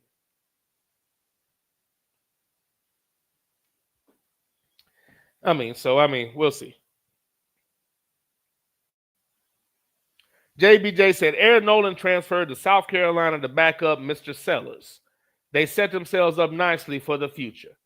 That's 1,000. For them, it's great. But I don't want that type of talent sitting and waiting, mainly because of us. But, I co-sign what you said, sir. Amen, preacher! Amen, preacher! They're definitely set up nice for the future. Definitely. All right, give me one quick second. I'm going to be right back, and I would like you to listen to these words from the great Carol Anderson. Don't see it.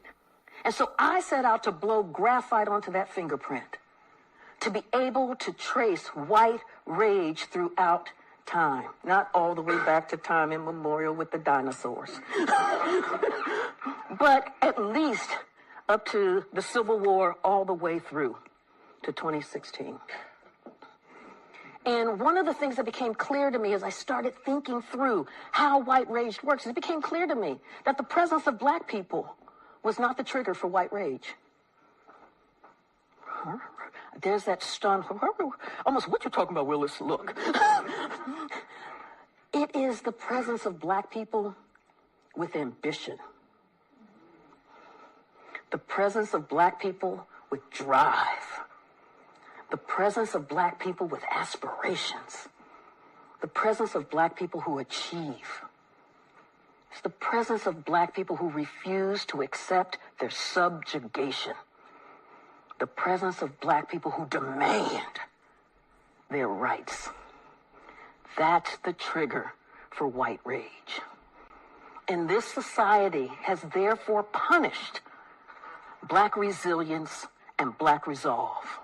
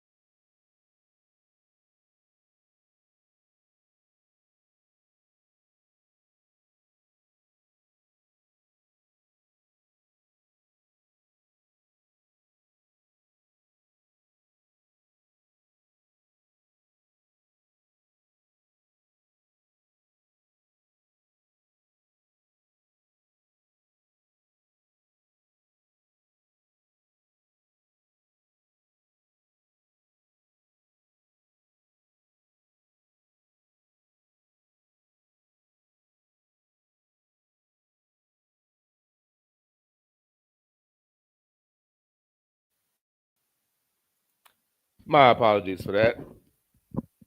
Clip didn't play as long as I would have liked it to. Okay, yeah. But he is in South Carolina, and that I didn't like that initially. Still don't to a degree. It could end up working out, but I mean, where's Sellers going? And when will he get an opportunity to show what he can do so he won't be stuck there? I just, for someone of his talent, opportunity, man. I don't like the fact that basically the opportunity was taken away from him. Y'all know how I am about that. I feel that a lot of times ninjas just don't get the opportunity. I don't like that shit. All right, man, let's get into it. Where were we at? Oh, wait a minute. Was there something? JBJ said, not Eli Manning, but Little Manning. The cracker they continue to hype up. I see dead people. I see dead people. I see dead people. I see dead people. All right, let's continue with college football.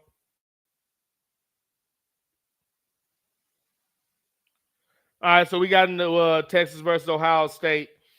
Again, I'm just looking to see where we're going to be on offense. If this quarterback is who they say he is, and I'm basically, the same thing for Arch Manning. Same thing for Arch Manning. I don't know. I can't call it. I got to wait and see what they're going to be. The hype train means nothing. I need to see it on the field.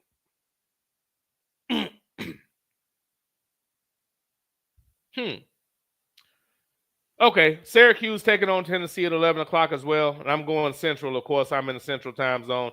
Real quick about this game, black head coach for Syracuse. I have to give him credit as a coach because he turned Honda McCord into a quarterback that could lead the FBS in passing yards. So either him or whoever runs that system, I can't remember. I think he might be an offensive coach. I can't remember. But whatever system he's running, whatever he has going, benefited an average quarterback in Hunter McCord, who probably is going to make the roster for the Eagles, I think, or at least the practice squad, which is crazy. The Hunter McCord is in the NFL, and I don't blame him for leaving because he probably wasn't going to have a better year than that. So I get it.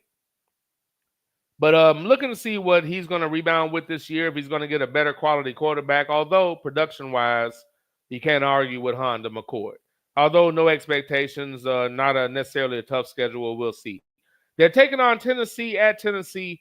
Curious to see what Tennessee does at quarterback. And if he has a mayonnaise quarterback, will he stop? I'm looking to see if he has a mayonnaise quarterback, will he all of a sudden start calling the offense like he should? Because in prior years, outside of with Hendon Hooker, he really didn't. Run. Tunnel screen directly to the receiver. Never really throwing it down the field, but again, having the playbook in the arsenal to destroy teams, but not willing to actually take advantage of it. I never understood it. So if the brisket salesman shows up instead of the football coach for Tennessee, they'll continue to be right there, but never getting over the hump. Evidence of them showing up at Ohio State, a game that I thought we were going to lose based on how we played all year, and we beat the living hell out of them because a team I'd never seen all year showed up. And the brisket salesman showed up instead of the head football coach. And again, as tradition would have it, I think they try to put a lot of that on Tennessee's quarterback. If you watch the game, you realize that's bullshit. But we'll see how they do without him. But again, this has happened before. I think that this is one of those situations where the offensive play calling might magically change for some damn reason. Oh, all of a sudden now you're not calling the same stupid ass tunnel screen 5 fucking times in a row. You're actually throwing the ball down the field. This. I got a feeling that may happen. Tennessee, very good team last year. Great defense that was underrated. Players everywhere, receivers. They've had opportunities to be there and got to the playoffs again last year. But again, brisket salesman, not a big time coach, but he doesn't get the criticism he deserves for blowing certain opportunities. Alabama A&M going to Arkansas to get paid. With Arkansas, Taylor Green, returning quarterback, another team with a returning quarterback, returning OC. For me, if the head coach gets out the way and allows the offense to do what they're capable of, Arkansas can be viable. If he continues to be in the way, there'll be a team that has the talent, but never gets over the hump because the coach is stubborn and wants to do things in his old-fashioned manner. If he lets that offense be dynamic and allows the talent to flourish and realizes that if I score 28 to 35 points, I'm going to win most of my games, that's a touchdown a quarter plus one. That isn't shit. You can do that with that quarterback, that offense, and that OC. If the head coach gets out the way and allows them to do that, Arkansas can be viable and around at the end of the year. But he has to get the fuck out the way. So I'm looking to see Arkansas should come out smoking against A&M. Aggressive, smoking, and setting the tone for the season. If they're not willing to do that against A&M, then they won't be the team that I think they have the potential to be. But again, playing A&M, but that's something to watch. Taylor Green, returning quarterback, transferred from Boise State last year. And I think they should be even more dynamic this year with him and the same OC, former student banging head coach that got his ass whooped by a boyfriend. But offensively, he can call plays. And I feel like Arkansas has the potential to be a very good team. We'll see. We'll see. This is the Underground Railroad Show, hosted by your boy, That Ninja, going over college football, some of the games I'm looking forward to seeing. Again, I can't call it as far as this team's going to dominate. This team's going to win the title. I have none of that for you right now because I really need to see all of these teams play at least 4 meaningful games. After they do that, okay, I'll have some real idea of who they are, what the OC's plan is, how aggressive they are. You know, some teams have the talent and the coach refuses to allow the talent to flourish, a la Tennessee, a la Arkansas. So these teams have the potential, but if the coaches aren't going to allow them to play, it doesn't matter. So I really need to see these teams and what they do on the field against quality opponents. LSU taking on Clemson. LSU with a quarterback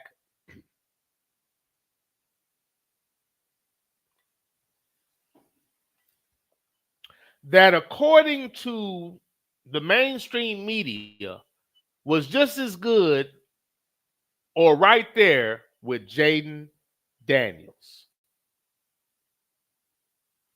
This was a mainstream media take. They're on drugs. Oh, you're on something, all right. Must be some powerful shit, too. Sick help! Sick help!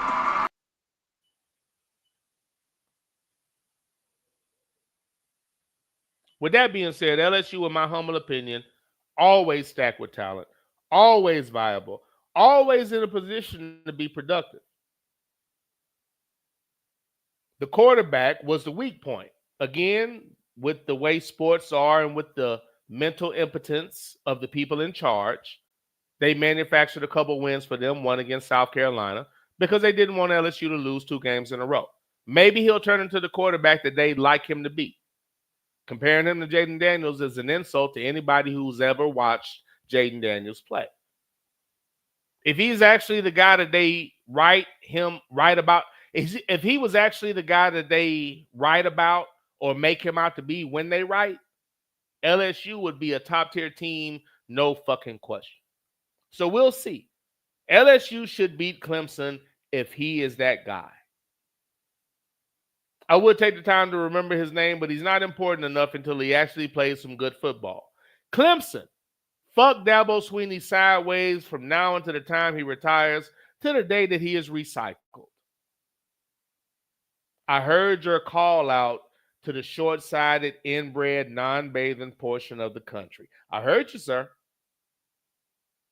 And I react accordingly.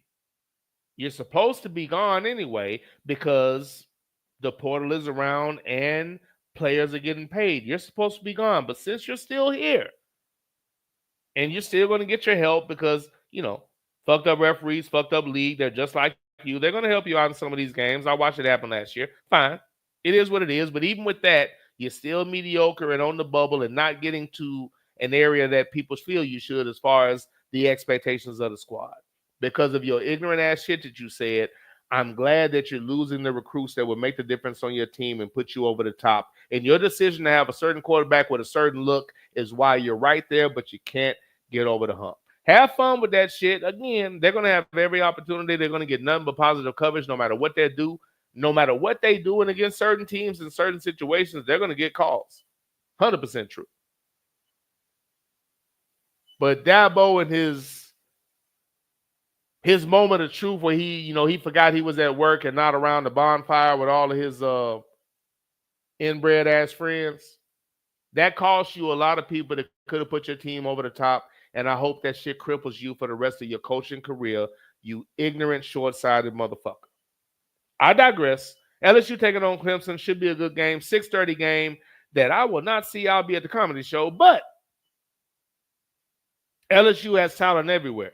If the quarterback is who they say he is, they should beat Clemson, even though they got Clemson at number 4. But of course they do. They have Caucasians everywhere. Sorry, just my opinion. It is what it is. LSU taking on Clemson. That ranking is stupid as hell. Even with the quarterback that LSU has, Clemson's 4, and that boy.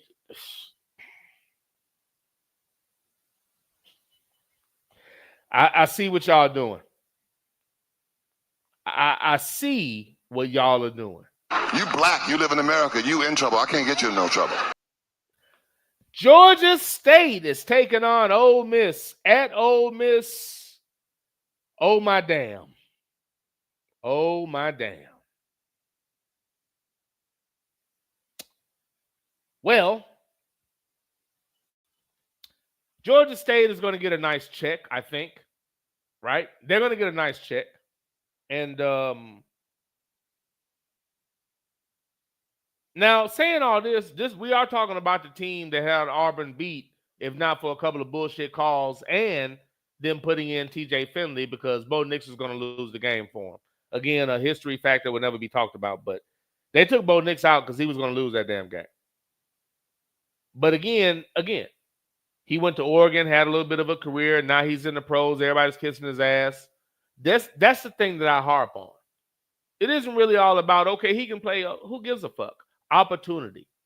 If you give somebody the opportunity and let them work on it and work on it and work on it and work on it over and over and over, they might get it right eventually. Goddamn. But as a ninja, if they don't shit gold bricks from the beginning, the media gets on them. Most people that don't really know the game and just repeat whatever these motherfuckers say, start saying the same dumb shit. Next thing you know, their career is over. But a average motherfucker like Bo Nix got to play until he had some type of success. Now he's in the goddamn NFL. Because again, most white people need to see somebody that looks like them. The NFL has an obvious quarterback quota. They're never going to allow the position to naturally progress, mature, and develop into what should happen naturally and organically. Because they're too mentally impotent to watch the best players. They rather watch who they like, regardless of skill level. And their behavior says I'm right.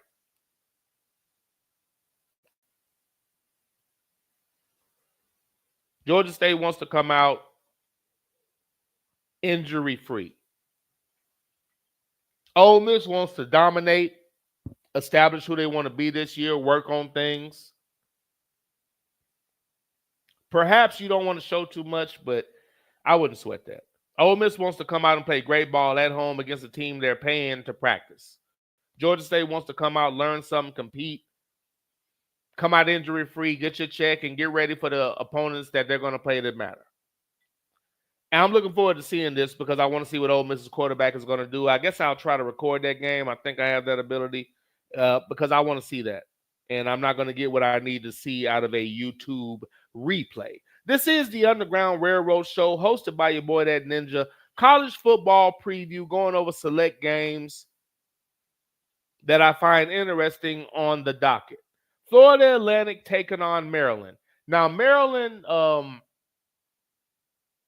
believe the quarterback they were going to start, I think he's injured. I'm not sure if he's going to start or not, but he has two other quarterbacks that are going to be a huge improvement on what they had last year. He stuck with that guy forever, and he just wasn't that guy. If he plays the people that he had behind him with that potential, I think this is the and again, I appreciate the patience that Maryland is showing him. Mike Locksley is getting white coach patience. It's not like he hasn't progressed and the team hasn't improved, and he's getting players in with the right quarterback, which I believe he has this year. I'm looking for Maryland to take that next step. I'm looking forward to seeing who they have at quarterback. And if it's not the potential starter, I hope he gets healthy soon so we can see what it is the coach wants to do. But I believe what I see on the lineup for Maryland and what he has at the quarterback position is his vision. And I think we're now going to see his offense executed at a high level. Now, and Talia Tagovailoa had his moments. And again, college football wouldn't give him another year of eligibility. Again, if you're not pasty enough, they don't do that. I know he's not a ninja, but he's not pasty, so no extra year for you. So, but Maryland could have actually gotten better as a result of that, but he didn't start the right quarterback. He started a guy that had sat there and waited. And as I look now, he's not even viable on the roster. So I'm assuming he must have you know what? I think I do remember that he actually transferred somewhere. And I was surprised that he had the caucasity to do that when the coach stuck with him all year when the coach really shouldn't have. But I'm glad he did. This will allow Maryland to take that next step. And the quarterbacks, again, that are on the roster and who he intends to start, I think that's going to push them to where they need to be. So I'm going to watch Maryland against Florida Atlantic just to see what they do offensively, to see if Mike Locksley has the pieces and or the piece he finally needs at quarterback to bring everything together. Because there's a lot more talent on Maryland's team than people realize. And if they can get that offense together, Maryland can be a viable threat and finally get over that hump. If not, I hope that we don't hear those murmurs about him and his job. I think he's right there, and given the time and now with the right quarterback, I think Mike Locksley can get them where they need to be. So that's what I'm looking forward to seeing with Maryland. Mike Locksley with a quality quarterback that can execute that offense and allow them to put up the points they're capable of with his game plan and his game calling. This is the Underground Railroad Show, hosted by your boy That Ninja. Again, going over select college football games. Looking forward to the start of the season. I've covered the majority of the games I'm really concerned about, but a few opinions here and there are a few more games. Alabama taking on Florida State. Alabama has gone with they've gone back to the traditional quarterback, if I remember correctly. And again, most of the time when a team does that, that means they're stacked offensively. Now, I will say that the head coach now, DeBoer, has his OC back. That should lend for them having a better game plan. And if this quarterback can complete it, can execute that game plan, he's not going to be able to do it in a Michael Penix fashion. You're not going to run across a Michael Penix randomly. But if he can execute throws, the offense and the execution should be there with this OC. But, I mean, we'll see. You know, again, it's a wait-and-see thing. I have to see him play. 334, if you're around, tell me what you know about this guy. Is he a complete quarterback? Is he single threat? Is Alabama going back to the we got talent everywhere, so we're going to get a job to the guy that we like? Is it that type of thing? Is this a Mac Jones situation? Just let me know because I don't know. But Simpson gets to start, so I'm curious as to what Alabama's going to be because I think they're going to be in good shape coach offensively, because the OC is now back with the head coach. And that's the same OC that had a brilliant game plan that Michael Penix executed. Now, there is a possibility that Michael Penix made them look good. We will find out in the upcoming months and or weeks. Florida State, if I remember correctly, they have the ninja with the Italian last name, Castellanos. And maybe it's Hispanic, but, you know, it just sounds funnier to call it Italian. But Castellanos, I believe, is going to be the starter for Florida State. I'm trying to remember. They picked up somebody that runs a certain type of offense. Did Florida State hire somebody odd? I shouldn't have to do this, but I got to do it. I thought I remember maybe they hired somebody peculiar, and I was like, really? This is wild. And this is the Underground Railroad Show, hosted by your boy, That Ninja. I'm again curious as to what Florida State is going to be. They can't be worse than what they were last year. Not possible. They can't be worse. Can't be worse. Can't be worse.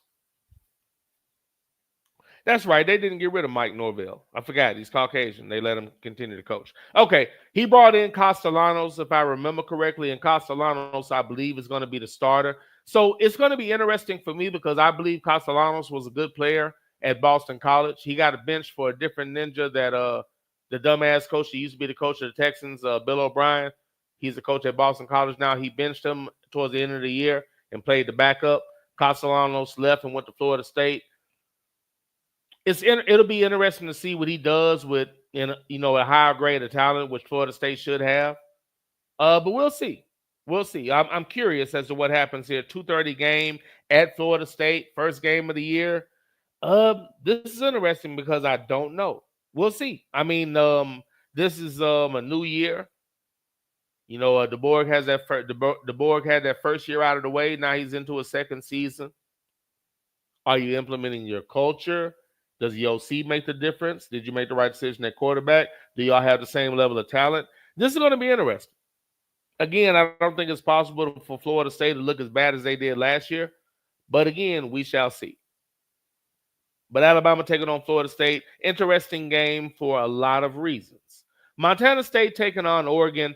Only interested in this because Dante Moore is starting for Oregon. Head coach is an asshole by all regards. MAGA type piece of shit. But as are most of those Caucasian fellows that coach in college, pro, high school, at any rate. But having Dante Moore at quarterback is going to bode well for them, running that wide open offense. He's going to run that very well.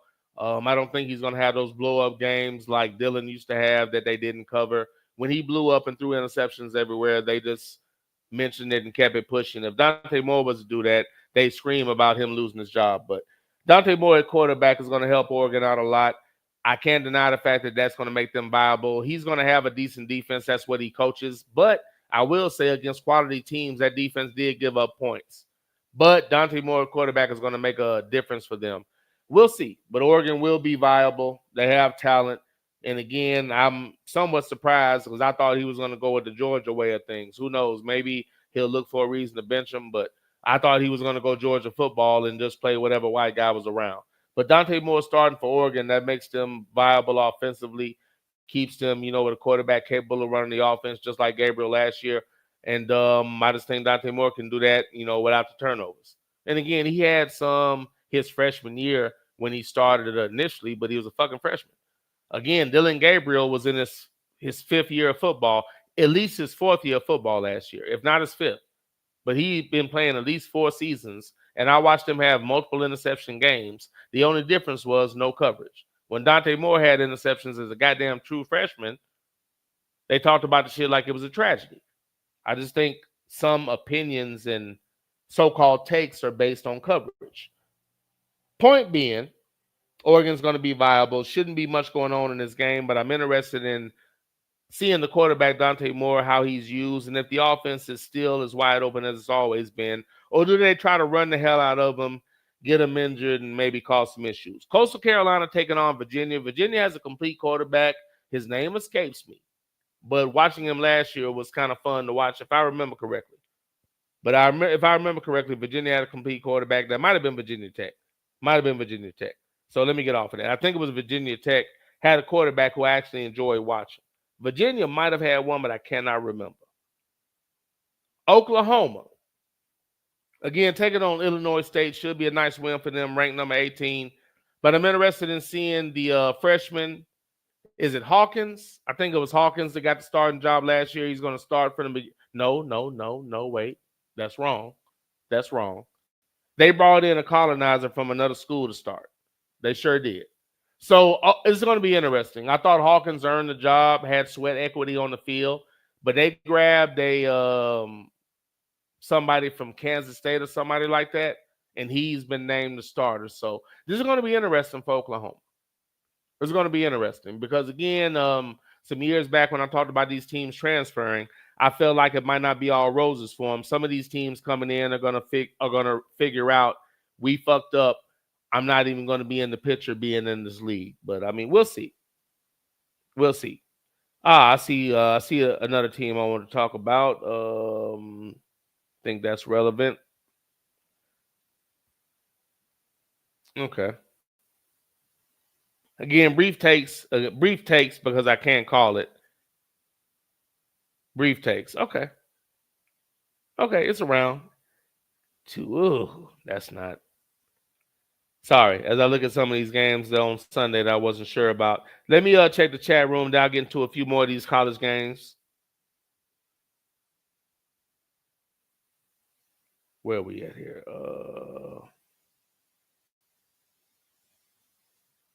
The chat room jumped back. We have the greatest from South Central on the train. What's going on, the greatest? Thank you for coming aboard, sir. Truly appreciate it. The greatest, obviously a big-time fan of the Dallas Cowboys. I think a fan of USC. I think. Let me know on that, sir. I believe a fan of USC.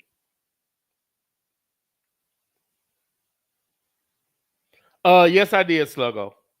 Yes, I did. Already talked about North Carolina Central and Southern. Talked about going to the game, the great time I had. I said the only thing I would have done different with the knowledge I have now is I would have spent a little more time at the tailgate. That's the only thing I would have done differently, but a great time, a great game. Talked about how Southern's coach let his team down. I talked about how terrible the food was at that German spot, but they had really good beer.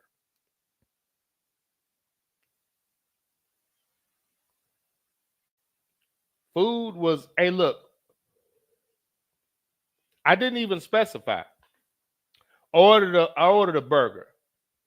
And the beef was quality because, I don't put anything on my burger. So my burger's plain most of the time. I'll get cheese. I didn't even get cheese there because they didn't have the cheese I could eat. They only had cheddar. I was drinking, so I just let that go. So all I got was lettuce. So because I don't get all of those things on my burger, I can focus on the quality of the meat and however you choose to season it. They didn't choose to season it. They didn't season shit, and they didn't cook the burger through. Red than a motherfucker. Redder than this championship towel you see behind you. Red. Sent that back. Now, they gave me an order of fries. I ate my fries. They took that, sent it back, gave me another burger with another order of fries. Thank God for that because the fries put something on my stomach. The other burger was at least done on the outside. The middle, red. Red. So it's a fucking burger. I can't do that. But I wasn't going to send a second burger back. I just ate the fries, ate around the burger, left that red ass shit on the damn plate. And I enjoyed those 2 IPA West Coast beers that were excellent. I need to look at the menu again to remember the name of that. But that was an excellent IPA. That shit was great. I'm not even a beer person like that. I'm like, this is really good. Food, basura.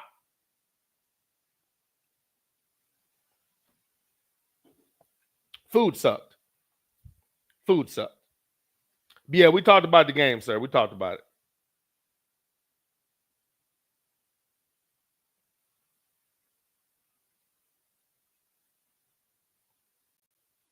Where am I at?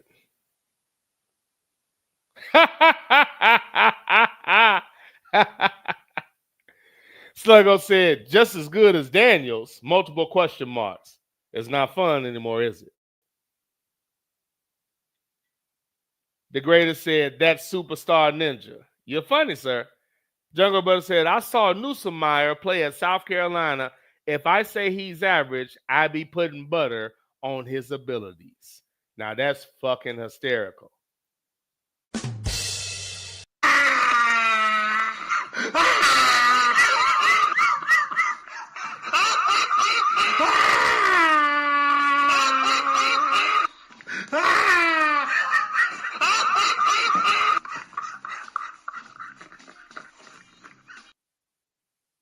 Nussmeier stuck it up at South Carolina, but flag here, flag there, flag here, flag there. Magical comeback by LSU. Things like that almost run me away from the game, but I love it too much, so I keep watching. But they do things that make you say, man, fuck this shit. But at any rate, I digress. Sluggo, you're funny. But yeah, Jungle, calling him average would probably be quote unquote putting butter on it. But yeah, Nussmeier, according to the mainstream media, should have started over Daniels and wasn't that far behind Daniels. That's what the mainstream media said. That is what the mainstream media said. Believe it or not. And I think they depend on people not remembering the outrageous things that they say.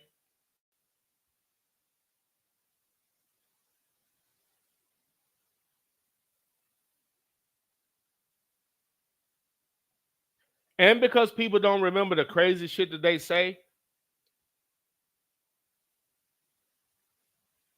they continue to be looked at as a viable source. They continue to be looked at as a viable source. And it doesn't matter how many, even with all of the evidence to the contrary, for whatever reason, they're still looked at as viable. For whatever reason, they're still looked at as viable. And I'm not sure why. That's the part that always confuses me. Because if you look at their resume, it's fucked up. The resume is fucked up if you look at it. Sluggo saying LSU at Clemson. Oh, you almost had it. You gotta be quicker than that. Oh, you almost had it. You gotta be quicker than that. Sluggo said, last I looked, that spread is 35 plus. I don't know if that's a good spread or not. Really? That's the spread? You would know, sir. That's interesting. In that game. Hold on, 35 plus in whose favor? And, oh, you talking about for the Georgia State game. Okay. I guess so. Sluggo said Vanderbilt's quarterback was granted an extra year and somehow they granted him extra eligibility for his JUCO years. But little Tua got the shaft. Wow. Yeah, exactly. Exactly. There's no rhyme or reason. The NCAA looked at Talia Tagovailoa and said, ain't nobody coming to see you, Otis. And kindly ushered him out of football. Jungle Brother said Castellanos is a very good quarterback. I agree. I'm interested to see what he's going to do with better talent.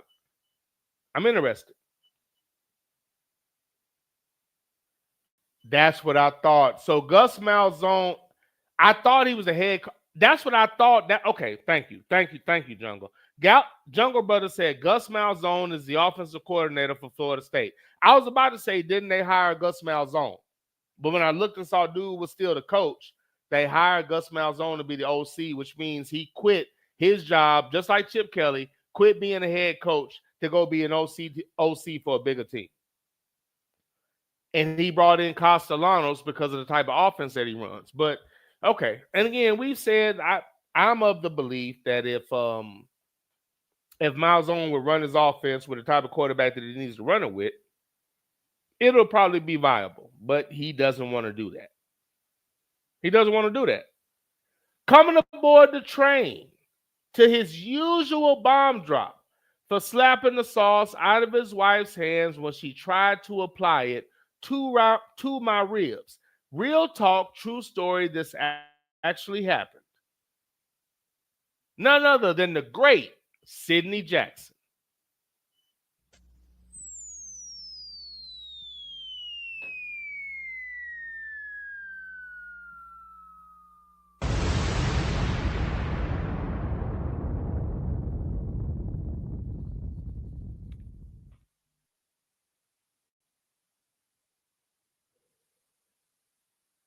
That's the school. Thank you, Jungle. Jungle Brother said Oklahoma had a freshman starting last year that was Hawkins, but they signed a Blanco quarterback from Washington State to a big NIL deal. That is true. It was Washington State. So, interesting. We'll see. I thought dude had really earned the spot, but I guess not. Jungle said Hawkins still at Oklahoma, but if Penn State had him at quarterback, they'd be dangerous. I agree. Let me give you a bomb for that. And let me elaborate on what you just said.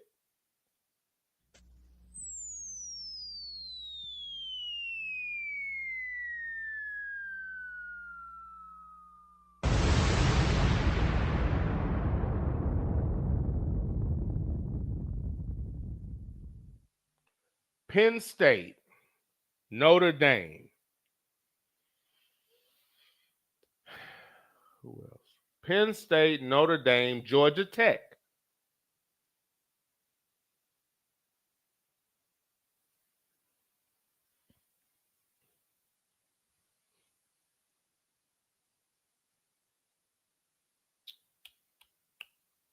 There are some others that are right there. Clemson.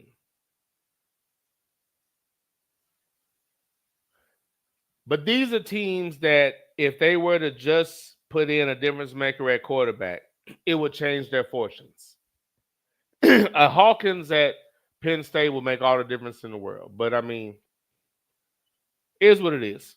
Sidney Jackson saying, I hate undercooked beef. Me too, sir. And they did it twice. Undercooked and underseasoned, sir. Undercooked and underseasoned.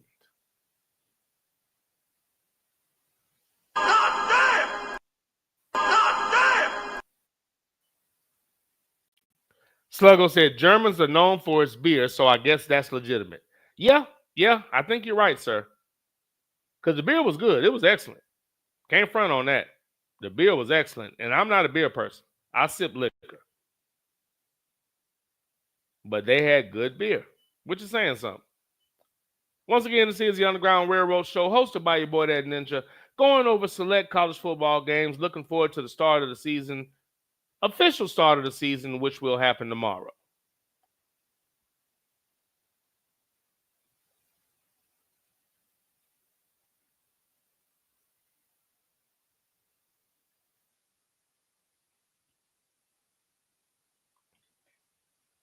Florida taking on LIU. Florida taking on LIU. Mentioning this because Florida will have DJ Lagway for the entirety of the season as long as he's healthy.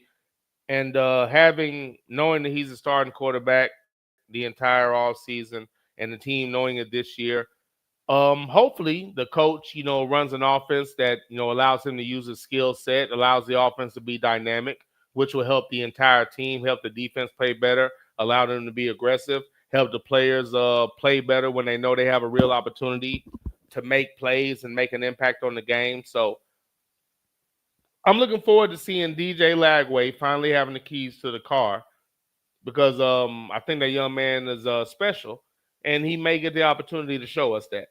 Florida has a rough schedule, so I don't think they can afford to be counterproductive as far as their play calling. But I'm looking forward to seeing that. That's my not my expectation, but what I'm looking for Florida is DJ Lagway, how they implement him, and what type of defense they have. I know they'll have the talent. I'm looking to see, do they run the ball?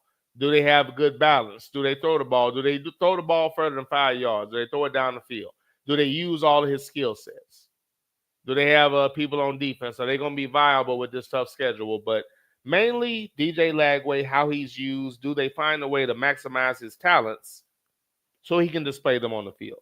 That's what I want to see out of Florida and Mr. DJ Lagway being the starter. Again, college football preview. Title of the show is I Can't Call It, because I can't call it concerning these college football teams until I get a look at them playing at least 4 games against quality opponents. I have to see that because outside of teams who are returning quarterbacks, a lot of question marks, coaching staff-wise, game plan. I need to see what type of team that the coach is trying to produce.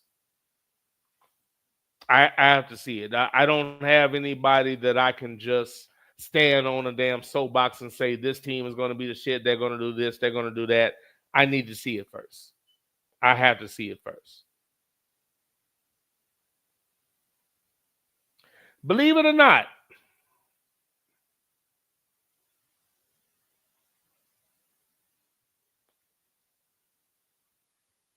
that school up north is allegedly starting a ninja that they drafted. I'm surprised. But considering that Ohio State is looking like we may never do it again, I guess I shouldn't be. Ironic that we went away from the complete quarterback, and now that school up north has picked up one. Interested to see that because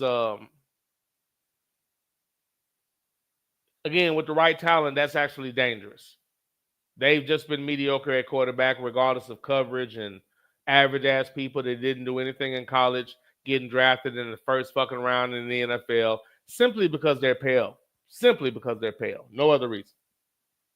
And the unquestioned starter this year when they've done nothing. That shit's incredible. When I speak about the NFL, I'll talk about that situation. But that school up north with a complete quarterback, interested in seeing what that looks like because we're gonna have to play them at the end of the year. And again, I have to watch and see what we are this year. Now, with them starting a ninja black coach, who knows? They might draw the ire of the referees and miss out on a lot of calls and lose a lot of close games. So I'll just have to wait and see. So I'm interested for a lot of reasons, including that one. Not even joking. Not even joking. Still on Saturday's games, late into the evening. Looking forward to seeing this team for one reason and one reason only. California is playing Oregon State. Oregon State has Malik Murphy. Malik Murphy started out at Texas. Ewers got hurt. He took over, played well, in my opinion. They held the playbook back, didn't let him do as much as he could have. He left the following year, went to Duke, played great at Duke, did as much as he could with that team and that talent, broke a lot of Duke records. Went from Duke now to Oregon State, a team that should have better talent, more wide open offense, the opportunity for him to display his skill set. So I'm looking forward to seeing Malik Murphy play for Oregon State. My only thing about that is I don't know if Oregon State is actually in a viable conference because of what they did to the Pac-12. No, it still says Pac-12. So I guess they're going to have the Pac-12 this year. And if that is the case, I don't know how much credit they're getting or what they're looking at them as, but with a division that's down and that type of quarterback, that can lead to a lot of things. But what he was able to do at Duke with very little talent at the receiver position, regardless of what Oregon State is now, they're going to have more talent than he had to work with at Duke. I would have liked to seen him gone somewhere else where, they presumably had a more ready team and had, a certain level of talent. But if he went to Oregon State, that coach must have told him something or showed him something to let him know that he's going to be able to display his talents, which is what I think is important to him ultimately. So this will be interesting. Last game of the evening that day, Utah taking on UCLA. Deshaun Foster, coach at UCLA. I'm trying to remember who his quarterback is this year. I can't remember. I know Dante Moore would have been the quarterback, but at the time, Chip Kelly was there. Chip Kelly benched him. Then Chip Kelly's bitch ass left, ran to Ohio State. And I think if Dante Moore would have known that and he would have known Foster was coming, he might not have left the way that he did, but he didn't want to deal with bitch ass Chip Kelly. And Chip Kelly quit on the team after he benched, in my opinion, who should have been starting. I understand a freshman making mistakes, but you put in an upperclassman that was making the same damn mistakes. There was nothing special about that. But, it is what it is. But looking forward to seeing Deshaun Foster and what he does with that team this year. 10 o'clock game, which would technically be, I guess, 11 o'clock Eastern for that area of town. UCLA taking the field on the West Coast. Interested to see what he's done with this team and who he has at quarterback. Interested in seeing that. And Utah, who is fairly consistent, what they're going to be. That should actually be an entertaining game, even though it's coming on very late in the evening. And for what I'm going to do that night going into the comedy show, should be perfect for me. Should be perfect for me. Before I get into the chat room, and there is one game on Monday night. There is one on Monday night. Okay. We have two games on Sunday, both interesting. Virginia Tech taking on South Carolina, two complete quarterbacks. We have two complete quarterbacks on a Sunday at 2 o'clock in the afternoon. That's going to be a competitive game. I think South Carolina is the overall better team, but that's going to be a good game. That's going to be entertaining and fun to watch. Virginia Tech with a returning complete quarterback. That means he has experience, one of the very few teams that has that. Not one of the very few, but one of the select teams that has familiarity at the quarterback position. You know what your guy's going to do. Same thing for South Carolina. And, within the issues, you still have an Aaron Nolan behind him that people probably don't realize how good he is. But you're looking at two quality quarterbacks, two teams that are going to give you a nice game on a Sunday at 2 o'clock. South Carolina, I think, a team that is viable for the SEC and the playoff. Virginia Tech will have to show me. But a great game Sunday at 2 o'clock. Virginia Tech taking on South Carolina.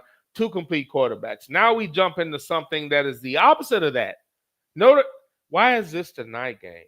Virginia Tech and South Carolina is so much better than this shit. Notre Dame taking on Miami at 6:30. Notre Dame, no quarterback. Miami, no quarterback. This is going to be interesting. Now, the commentary will be that the quarterbacks are great because that's what they do when they're white. You don't believe me? Turn on the volume. But Notre Dame missed out on the quarterback they were trying to get. I forgot where he ended up going. So I believe they're right back with the mayonnaise theme. Miami took a failed, fleeting, mediocre, underwhelming Carson Beck and paid him a ridiculous amount of money to bring his mediocre ass to Miami. Cameron Ward broke records playing for Miami last year. I'm not a big prediction person, but hear me and hear me now. Carson Beck won't break a goddamn thing but the hearts of Miami Hurricane fans. He will not break a motherfucking thing but the hearts of Miami Hurricane fans. He will not challenge the college football record for yards and touchdowns. None of that will happen. And he definitely won't do that with lesser talent than the majority of the teams that were able to do the same thing offensively, production-wise. Will Howard had way more talent than Cameron Ward could have ever hoped to have at Miami, and he didn't come close to what Cam Ward did on a team where somebody in the guy that he threw to get most of his yards, if I'm not mistaken, they turned him into a tight end in the NFL. He did not have those dynamic type of players, but his skill set was so high, he made it happen. Carson Beck is not that guy. Unless y'all drafted all kind of receivers that Cameron Ward never had, unless somehow you recruited those type of players that are going to make Beck look good, I don't know what the fuck they're thinking. I really don't. These are two teams that, well, no, I take that back. Notre Dame with the right quarterback could be impressive. And apparently they were trying to get said quarterback, but they didn't execute it. And I think it was probably worth your whole room should look like that. They're a dynamic quarterback away from being really nasty. And I'm talking about a team that made it to the title game, but just didn't seem like they should have been there to me, which means nothing. They were there, but at any rate, just another one of those teams that's right there. Monday night, September 1st, they are giving us TCU versus North Carolina. That's interesting. Now, if I remember correctly, North Carolina had a complete quarterback last year because they were in that game against a team they were supposed to beat, where that team put up John Madden. They put up video game numbers and ended up beating North Carolina. And I can't remember who that is right now. But it was a crazy game last year. North Carolina actually scored a bunch of points. It's just that the other team scored so many, it didn't matter. Again, two black quarterbacks in that game, one of the most exciting games of the year. And I forget who the other team was. I know they were a lower tier as far as divisions and what was expected. And they put all kind of points on North Carolina. They couldn't necessarily stop North Carolina, but they outscored them so bad that it didn't matter. Man, what team was that? I cannot remember. But that was interesting. But TCU taking on North Carolina Monday night. That concludes my sneak peek at college football and some of the games I'm interested in. Opening weekend should be interesting. A lot of nice games to watch. Couple on Friday, but a lot on Saturday. Sunday has a couple. Well, they should reverse that. On the low, Virginia Tech and South Carolina is going to be a lot more entertaining than that Notre Dame Miami shit. I'll give you that prediction. I bet you that earlier scheduled game will be more entertaining than that Notre Dame Miami shit, especially with Notre Dame missing out on a real quarterback and Miami having a failure at quarterback. But, you know, he's white, so nothing but fanfare and, you know, all that goofy shit. And as okay, man, whatever, dude.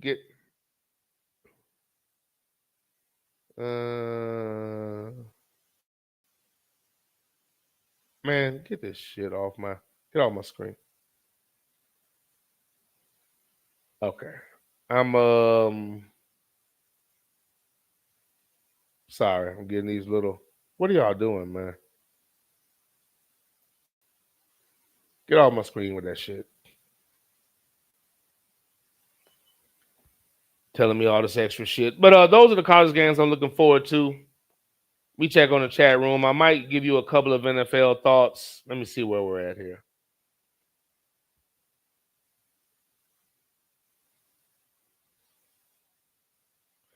Sluggo said, 1 second there. The crying coach.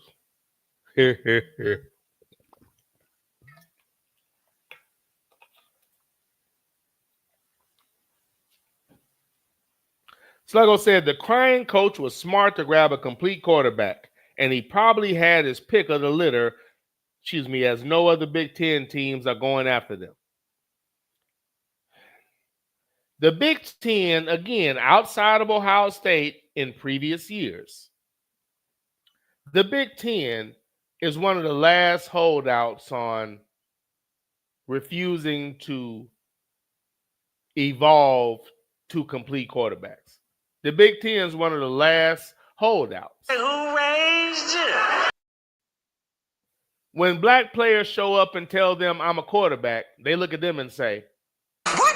Nigga, please. What? Nigga, please. Sluggo said it's the Pac-12 by name only. I feel you, sir. I feel you. Jungle Brother said Oregon State playing a Mountain West schedule. Next year, Boise State, Colorado State, Utah State, Fresno State will join Oregon State and Washington State to resurrect a new Pac-12. Huh. Interesting. They're not going to give dude respect. But then again, if you're going to put in, we'll see. We'll see. That's not good. That's not good. Jungle Brother said Texas State will also join the Pac-12 next year, giving them 8 teams and eligible for the college football playoffs and considered a Power 5 conference. Okay, Jungle, thank you for that information, sir.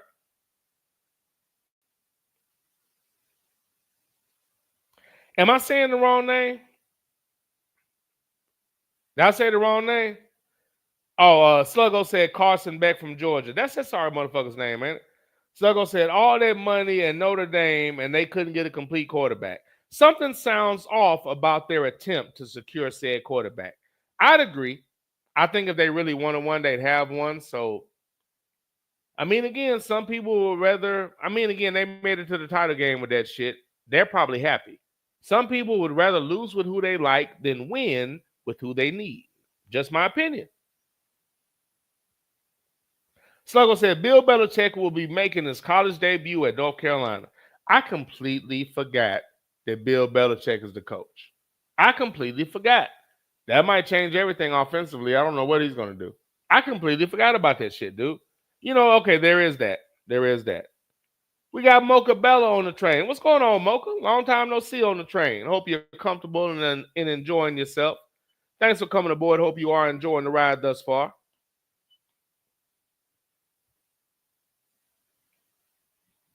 So college football is upon us, man. I'm looking forward to a lot of things, but I can't call it. I can't sit here and tell you I think this team's going to win this. I think this team's going to dominate. I really need to see a minimum of 4 games against quality opponents so I can give you a true assessment because I have too many questions. Some teams I feel defensively will be okay, but with these new quarterbacks, a lot of situations, new OCs, I have to see it first. I need to see it first. Alabama, I need to see it. They chose Simpson. I need to see what he's going to do. I need to see if that OC has the same game plan and can he execute it. Arkansas, I need to see if the head coach is going to get out the way, if Petrino is going to be able to open up the offense, and is Taylor Green in the second year in this system going to come back and play even better football?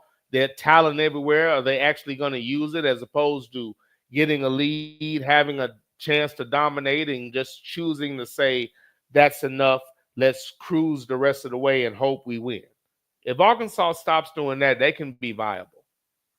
They can truly be viable. Again, South Carolina, maybe one loss was true. The other two, the refs fucked them. And every loss was against a top-tier team. But 2 of those, they got cheated.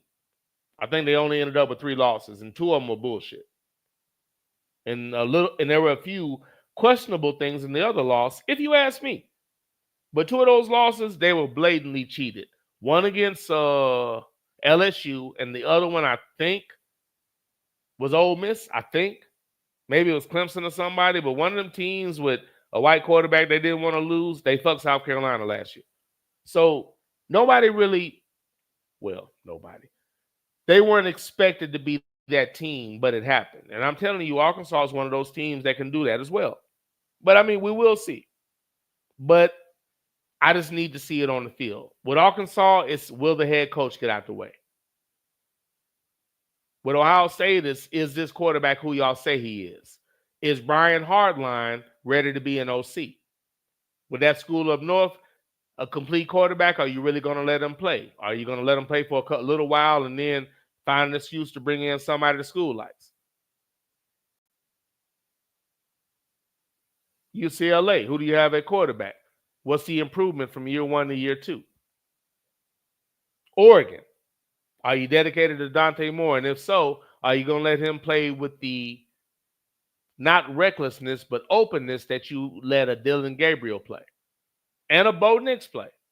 Are you going to allow him to do that? Or are you going to limit him so you can have an excuse to bring in somebody you like more on a personal level?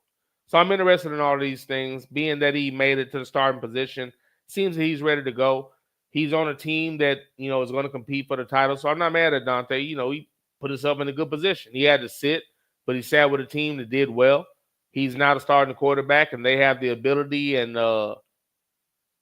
athleticism and talent to be a viable playoff team and vie for everything. So congratulations to him putting himself in that situation. But I can say this, Miami will definitely have to show me. The Hurricanes, you fell short last year, and you had a phenom at quarterback who made okay receivers his targets to break the collegiate record for yards in a season.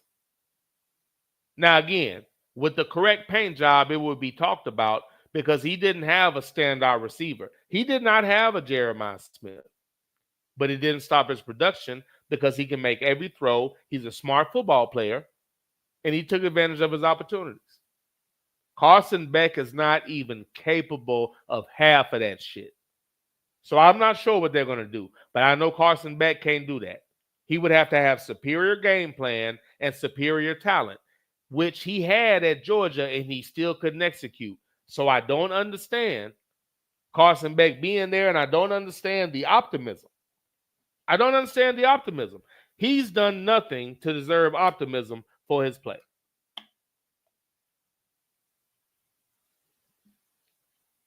Carson Beck has done nothing to deserve optimism, but, we'll see.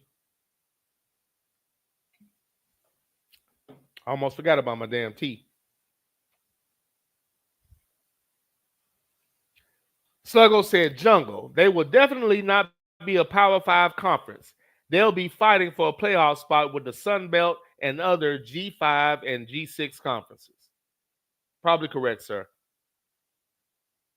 Sydney said, Belichick is just holding that North Carolina job for his son. Masters of nepotism.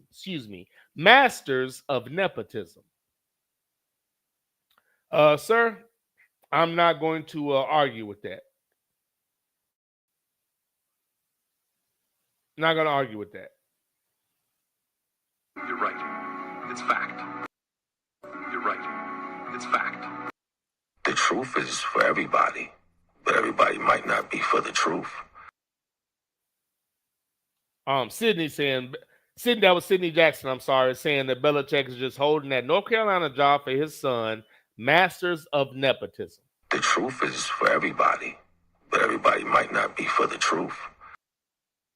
Masters of nepotism, sir. This is the Underground Railroad Show hosted by your boy, That Ninja. Okay, this is what I'm going to do. I'm not going to give you another show this week. That would be a lie. I'm not going to make that lie. I'm not going to necessarily say I'm going to do one Saturday because I'm going to be get up early, cook. I'm going to watch football. I'm going to go to a comedy show that night. So I'm going to be busy. But Monday, I can't do it Sunday. I'm busy all that. Sunday, I'm cutting grass. Sunday, I'm doing side work. I'm saying this because I have some cows. I have some cow awards, and I have about 8. I have 5 of them. I have 5 of them, but I don't want to do them at this point in the evening. Because if it's almost 9 my time, it's almost 10 y'all's time. And y'all going to have to deal with this terrible shit too, these terrible cows. I'm not going to deal with this by myself. That's not the way it's going to work.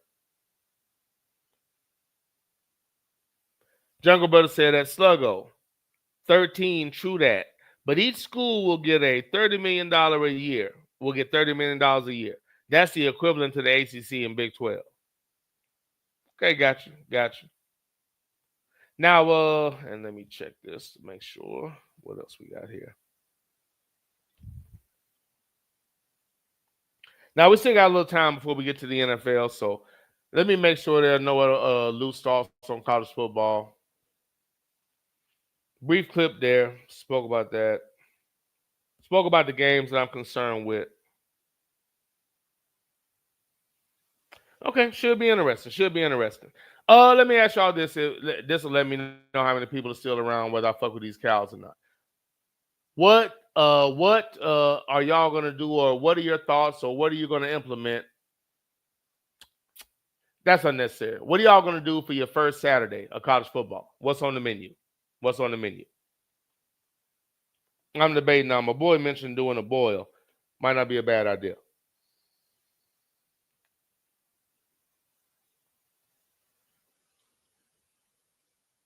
My boy mentioned a boil, so I'm considering that. But I know I'm going to do some wings. Thinking maybe a fruit salad, maybe a regular salad. Because nothing else really goes. I could probably make some green beans or something, but maybe a salad or something like that. But I'm trying to think what's going to be my semi-main course. I know I talked to ABM about it. And one thing that he mentioned I might do, egg rolls. He did mention some egg rolls, just a matter of what kind. But some shrimp egg rolls, something like that would be viable too. But I need to make something that's not, that's not BS. So I don't know, maybe the fruit would have to be the counter. Perhaps. But I know I'm going to do wings.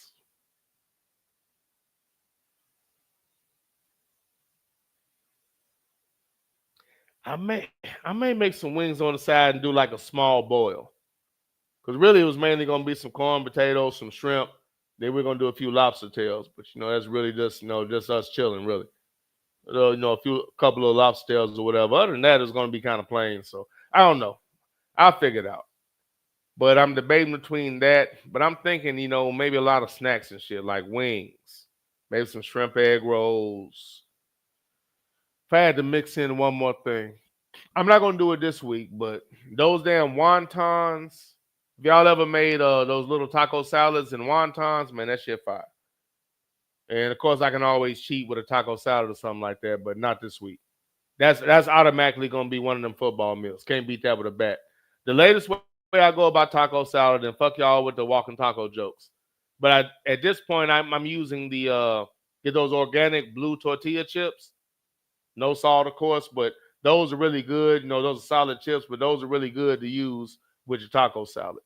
So that's what I've been on when I've done that. I haven't made it in a minute, but the next time I make taco salad, that's how I'm going about it. But I think I'm going to go. I might do that boil. I might go wings in a boil. Now, the wings are going to be air fried. I never specified that, but they're going to be air fried. Oh, side note too. One more side note food-wise, and then I'm probably going to get out of here. That Badia seasoning we were talking about, I used the Badia Complete, and several people in the chat chimed in on the different Badia seasonings that y'all use. I have Badia lime pepper. Is anybody familiar with the lime pepper? Anybody familiar with that? Not bad. The lime pepper, not bad. Kind of impressed with that. So I've been using that in several things. Good on shrimp. Great on seafood. Really good on shrimp. Great on cod.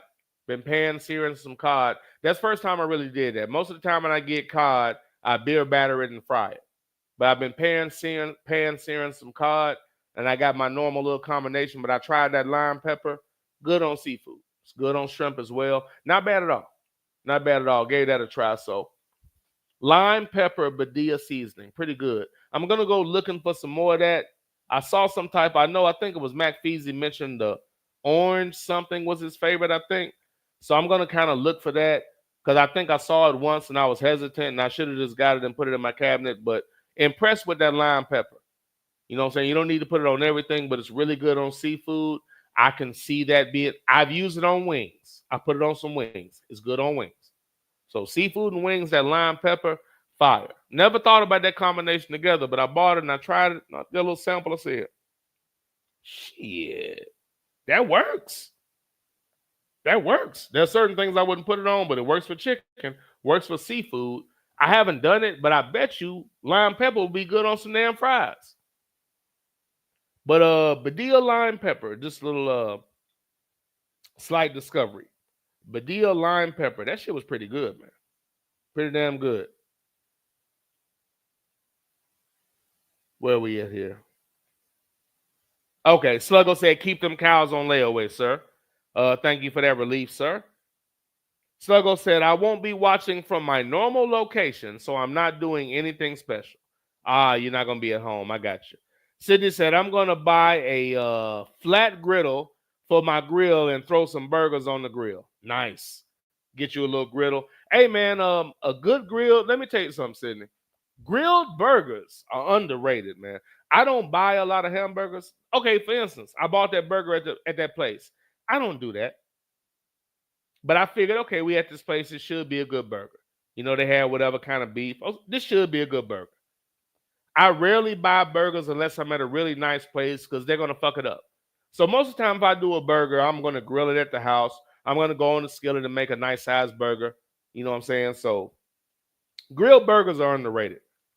That's something I like to make every now and again. It's just because I don't get a lot of burgers. So when I do one, I want one. And for me, and I know this is bullshit cheese, if I don't use some form of white cheese, I'd much rather have Velveeta on my burger. That's just me. I just like the way Velveeta tastes. I'd rather have Velveeta on my burger. I don't eat a lot of cheese nowadays, but when I use cheese, I'm very specific. But hey, grilled burgers, man, that's a good idea. Look at these niggas right here. Sidney Jackson said, lobster tails, ?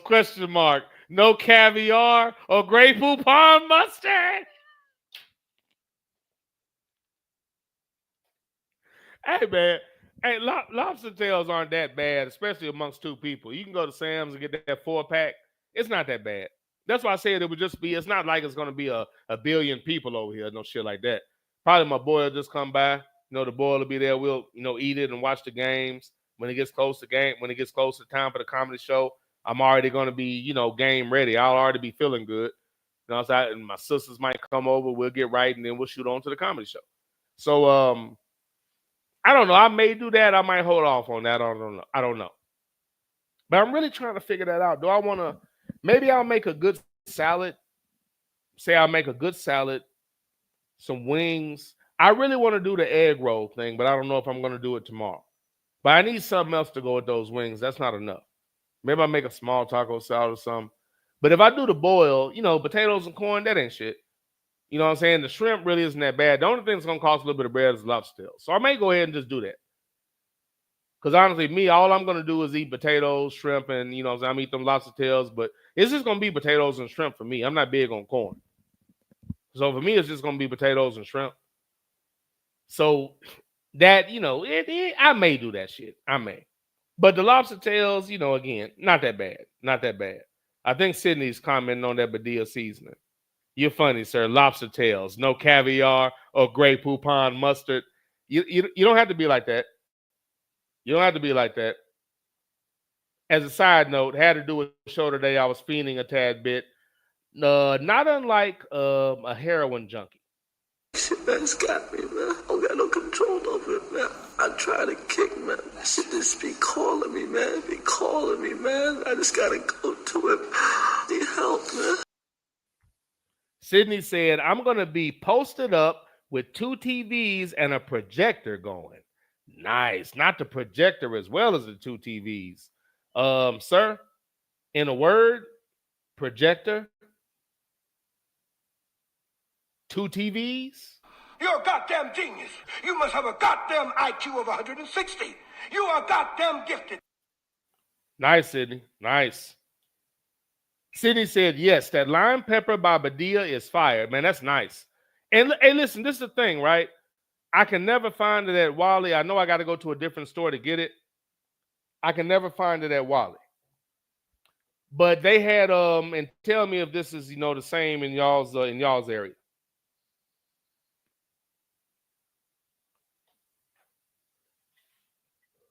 They had a display kind of over there by the seafood where they had like the ready-made flour for fried chicken and fish, all the Louisiana fish seasonings, all that shit.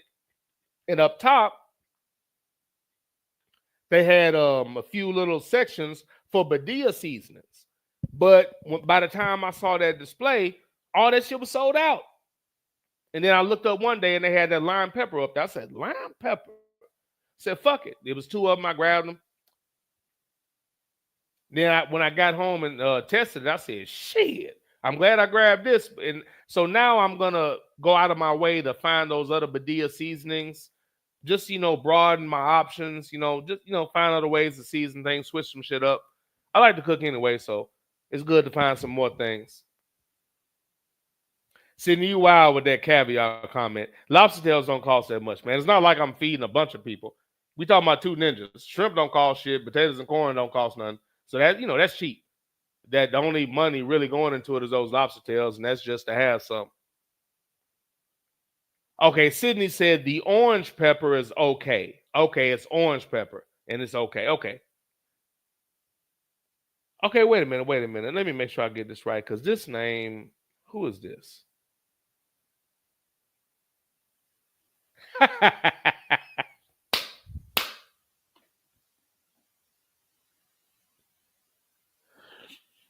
I was almost certain.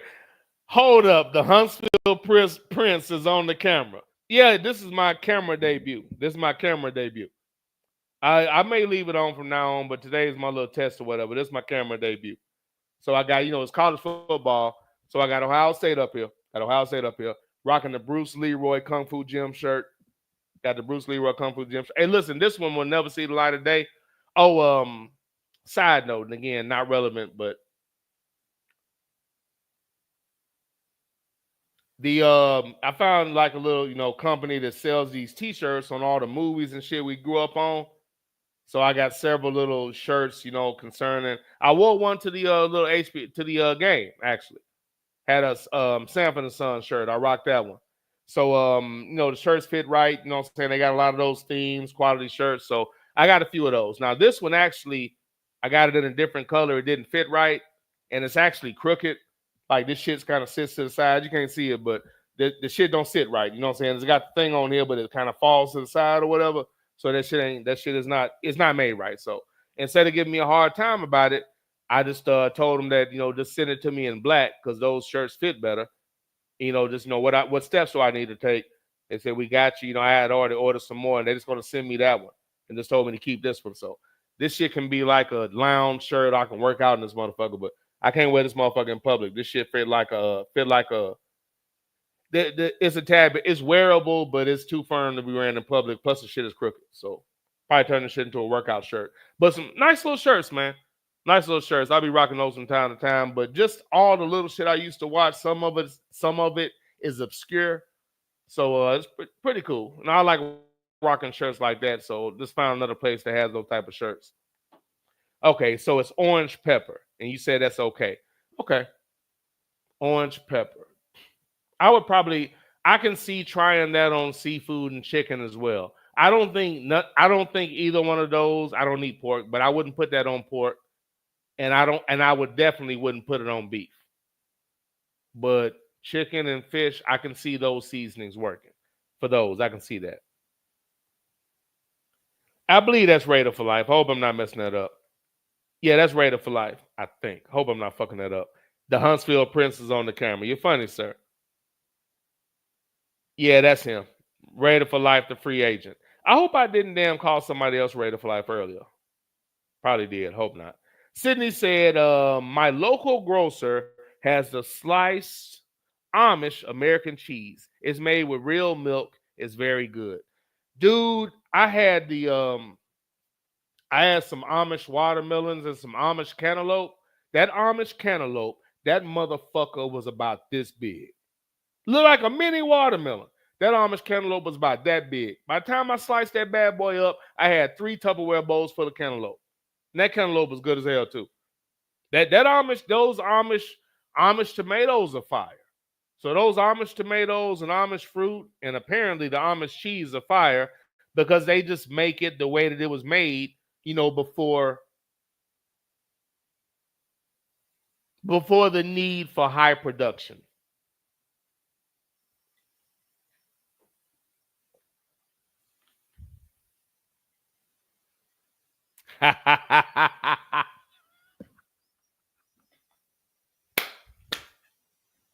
Raider said Ninja with the stop and frisk aviators on. Okay, again, this is for a reason. Now, some may say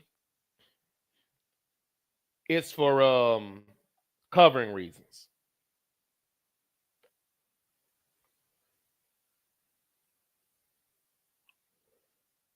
And there may be something to that. But truth be told, the reason is for the show. I ran a few test runs without it. And when trying to operate the board, I can play it off with these on. But if I don't have these on, you're looking at me, looking at the board, looking for shit. I can play it off a little bit with these. Without them, it seems like it wouldn't take away from the show, but trust me, it does. If you're sitting there looking at me, constantly turning and doing this shit and, turning and be like, where's it at? And all that shit, it affects things. But this way, I can just avert my eyes, but appear to still be focused on the camera. So this seems to work better until I get a producer.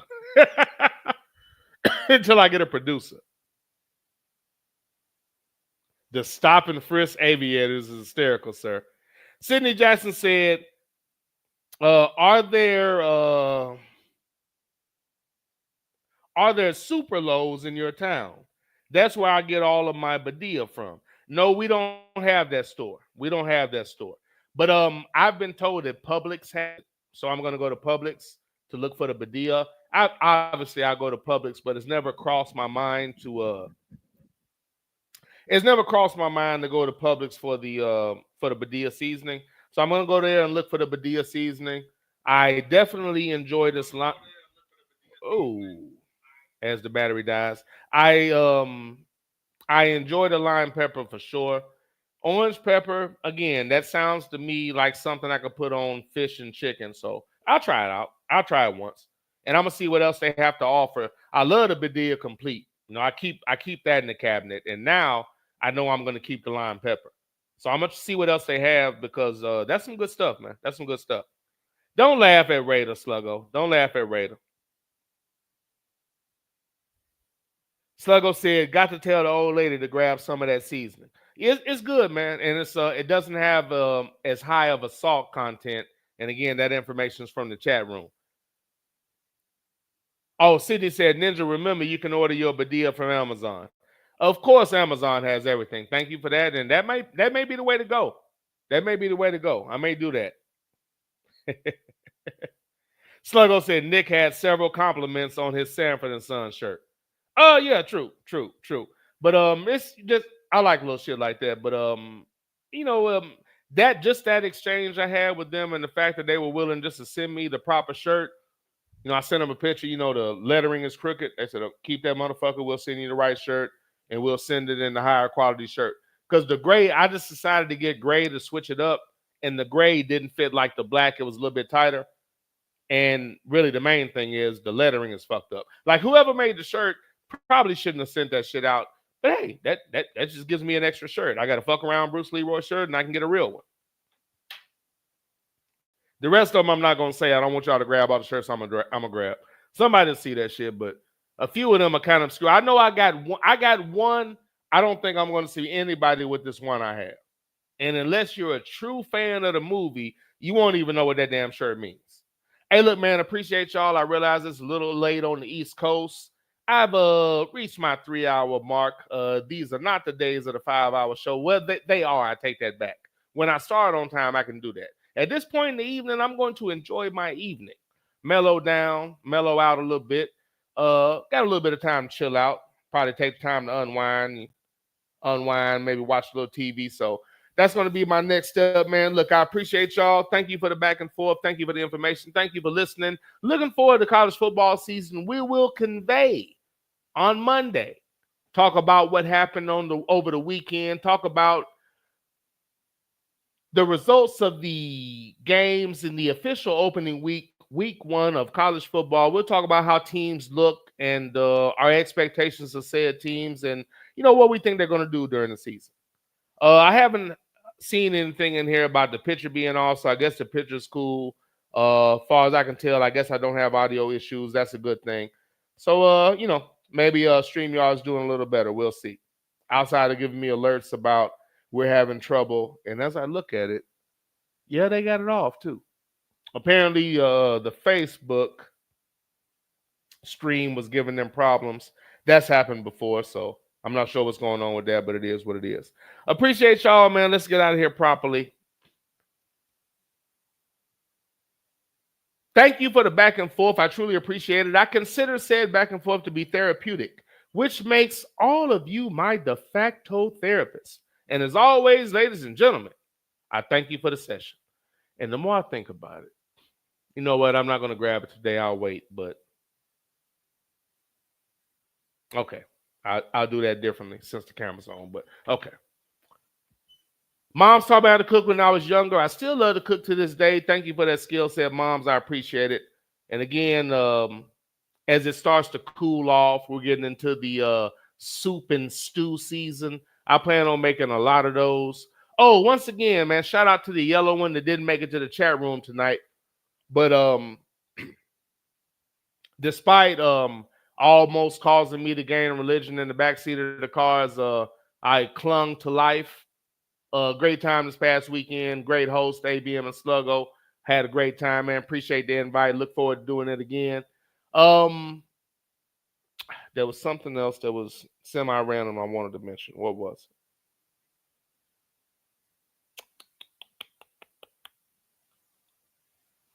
It's not pulling up right now, so it couldn't have been that important. All right.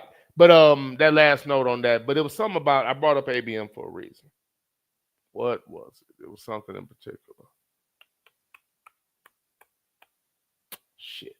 Okay. I'll catch up with y'all on that on Monday. Whatever it was, I lost my train of thought on that. There was a reason for bringing up ABM and something that was said, and I was going to bring that up and now I remember. As always, I'm conflicted when I say this. ABM, thank you, and at the same time, fuck you to a degree. Because again, I did that little diet bullshit, and I didn't know it was going to affect my overall eating habits, which, kind of turned out to be a good thing. But I didn't know that was going to happen, and I feel like I was tricked and bamboozled. And so it's a good thing, but at the same time, I kind of want to say fuck you at the same time. I know that's conflicting, but that's just how I feel right now. So I guess I'll just give you a motherfucker. But shout out to the Angry Black Man and the vegan Nazi things. In all honesty, that really has changed my lifestyle to a degree. I never really ate terribly, but honestly, though, doing that shit, doing those couple of things, that little year without fried food and pork, and then that little crazy ass cleanse that I didn't do to his degree, but they're just subtle reminders of how much food you actually need. And it just develops habits to the point where it's almost like you wouldn't got your stomach tired. You really can't even eat like that no more, even when you try. It just makes you sick. So, shout out to the yellow one. That was an unintentional result, but good in the end, I guess. But for some reason, I still want to cuss him out. Motherfucker. Appreciate it, sir. Hey, thanks for listening. Thank y'all for the back and forth. Jungle, thank you for the show earlier. You killed it, sir, and you did a great job of pointing out things that we won't hear on most shows and or podcasts. Once again, moms taught me how to cook when I was younger. Still love to cook to this day. Thank you for that skill set, moms. RIPDT. And that's the other thing. Rocking this quote unquote Janet Jackson headset makes it difficult to rock the brim. But let me see. R.I.P. DT. Pops taught me to think of all I speak, but speak not all I think. Simply put, that means that sometimes you need to shut the fuck up, and or at least keep it to yourself. Think all you speak, but speak not all you think. Pops also taught me how to be a man, and I appreciate that. Thank you for that, sir. I witness those that don't conduct themselves as men, and I don't have the words to express how fortunate, blessed, and proud I am that I'm not in that situation. I can't imagine being one of these cats I look at like, damn, you never saw a man by the way you act. So I thank you for that, sir. I saw a man, so I learned to be a man. R.I.P. DT. Love you, sir. Wish I would have told you that more when you was here. R.I.P. DT. As always, I take a shot for Pop. R.I.P. DT. It's okay to think it's not illegal yet. If somebody teaches you something, take the time to look into it for yourself. This initiates the learning process. If somebody tells you something and you take it on face value, you'll talk about it, run with it, and spread it to other people without ever studying it. That is called being taught. Don't get taught, always learn. Learning consists of gathering information, looking into it for yourself, and forming your own opinion. If you follow those steps, you won't fall victim to propaganda and misinformation because you always check it first. Don't get taught, always learn. Pops also taught me that a man who trims himself to suit everybody will soon wither himself away, which is why I don't compromise who I am for the temporary approval of someone who has not yet earned my respect. And to quote the last line of Mass Appeal by the late, great guru, I'll be kicking the reel while they'll be losing the race, trying to chase Mass Appeal. I appreciate y'all, and as always, on the way out, we did not read the cows, but the cows are a subtle reminder of the situation that we're in. Please get at least 1,000 rounds of ammunition. I'm sorry, let me say that properly. R.I.P. DT. Please get at least one long gun and one short gun. Please get 1,000 rounds of ammunition for each, at least.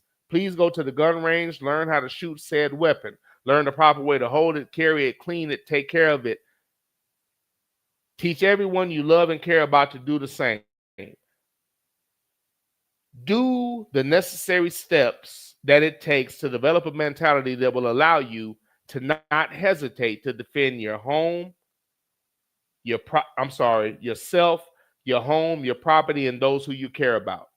A good way to do this is to study where you came from, how you got here, and how you've been treated since you've been here. If you do that, I promise you, pulling that trigger will be a hell of a lot easier.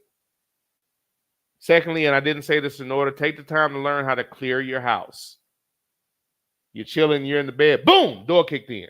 How long does it take you to get your weapon, secure it, go through your house room by room, protect who may or may not be in the house? Have you practiced that? Do you have a routine? What are your vulnerable spots? Practice that so it becomes instinct and not a moment of panic, because you may have an intruder dressed in a costume or not. The costume may have something shiny on it somewhere in this area, but you may have an intruder. Practice clearing your house. I appreciate y'all. Thank you for listening. I'll see y'all on Monday. We'll review what happened over the football weekend.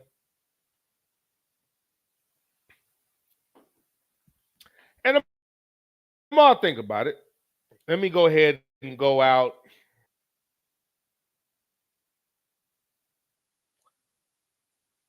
Let me go out with one of my heroes. Or at least a quote that I think helps.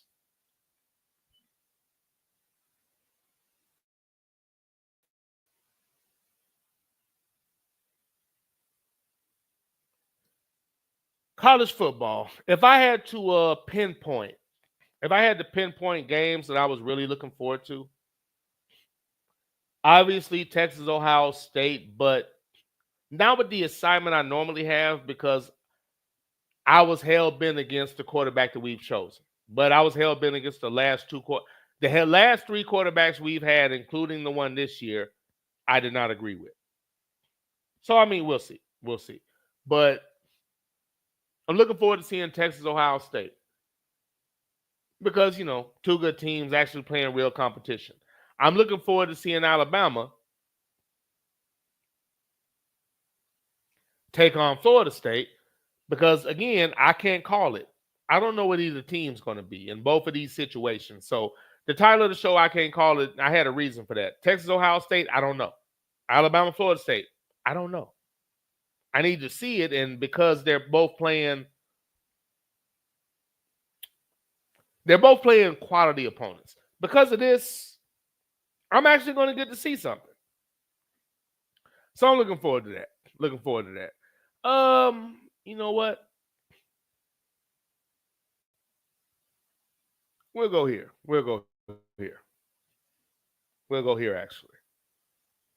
It's getting close to not his birthday, but the day that he passed. Getting close. So we'll close the train out, leaving on the great words of the great Tupac Shakur. Hey, look, man, appreciate y'all. Appreciate that, Jungle. And as we give this a second to get situated.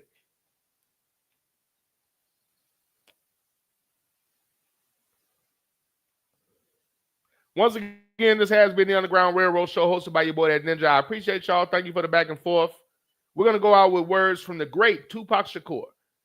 Thanks for listening. We'll see y'all on Monday. As always, take care. Enjoy college football. And be easy. H-U-G-L-I-F-E. The hate you gave little infants. P-C-K, everybody. Meaning, what you feed us as seeds grows and blows up in your face. That's thug life. Man, it's like, that's deep.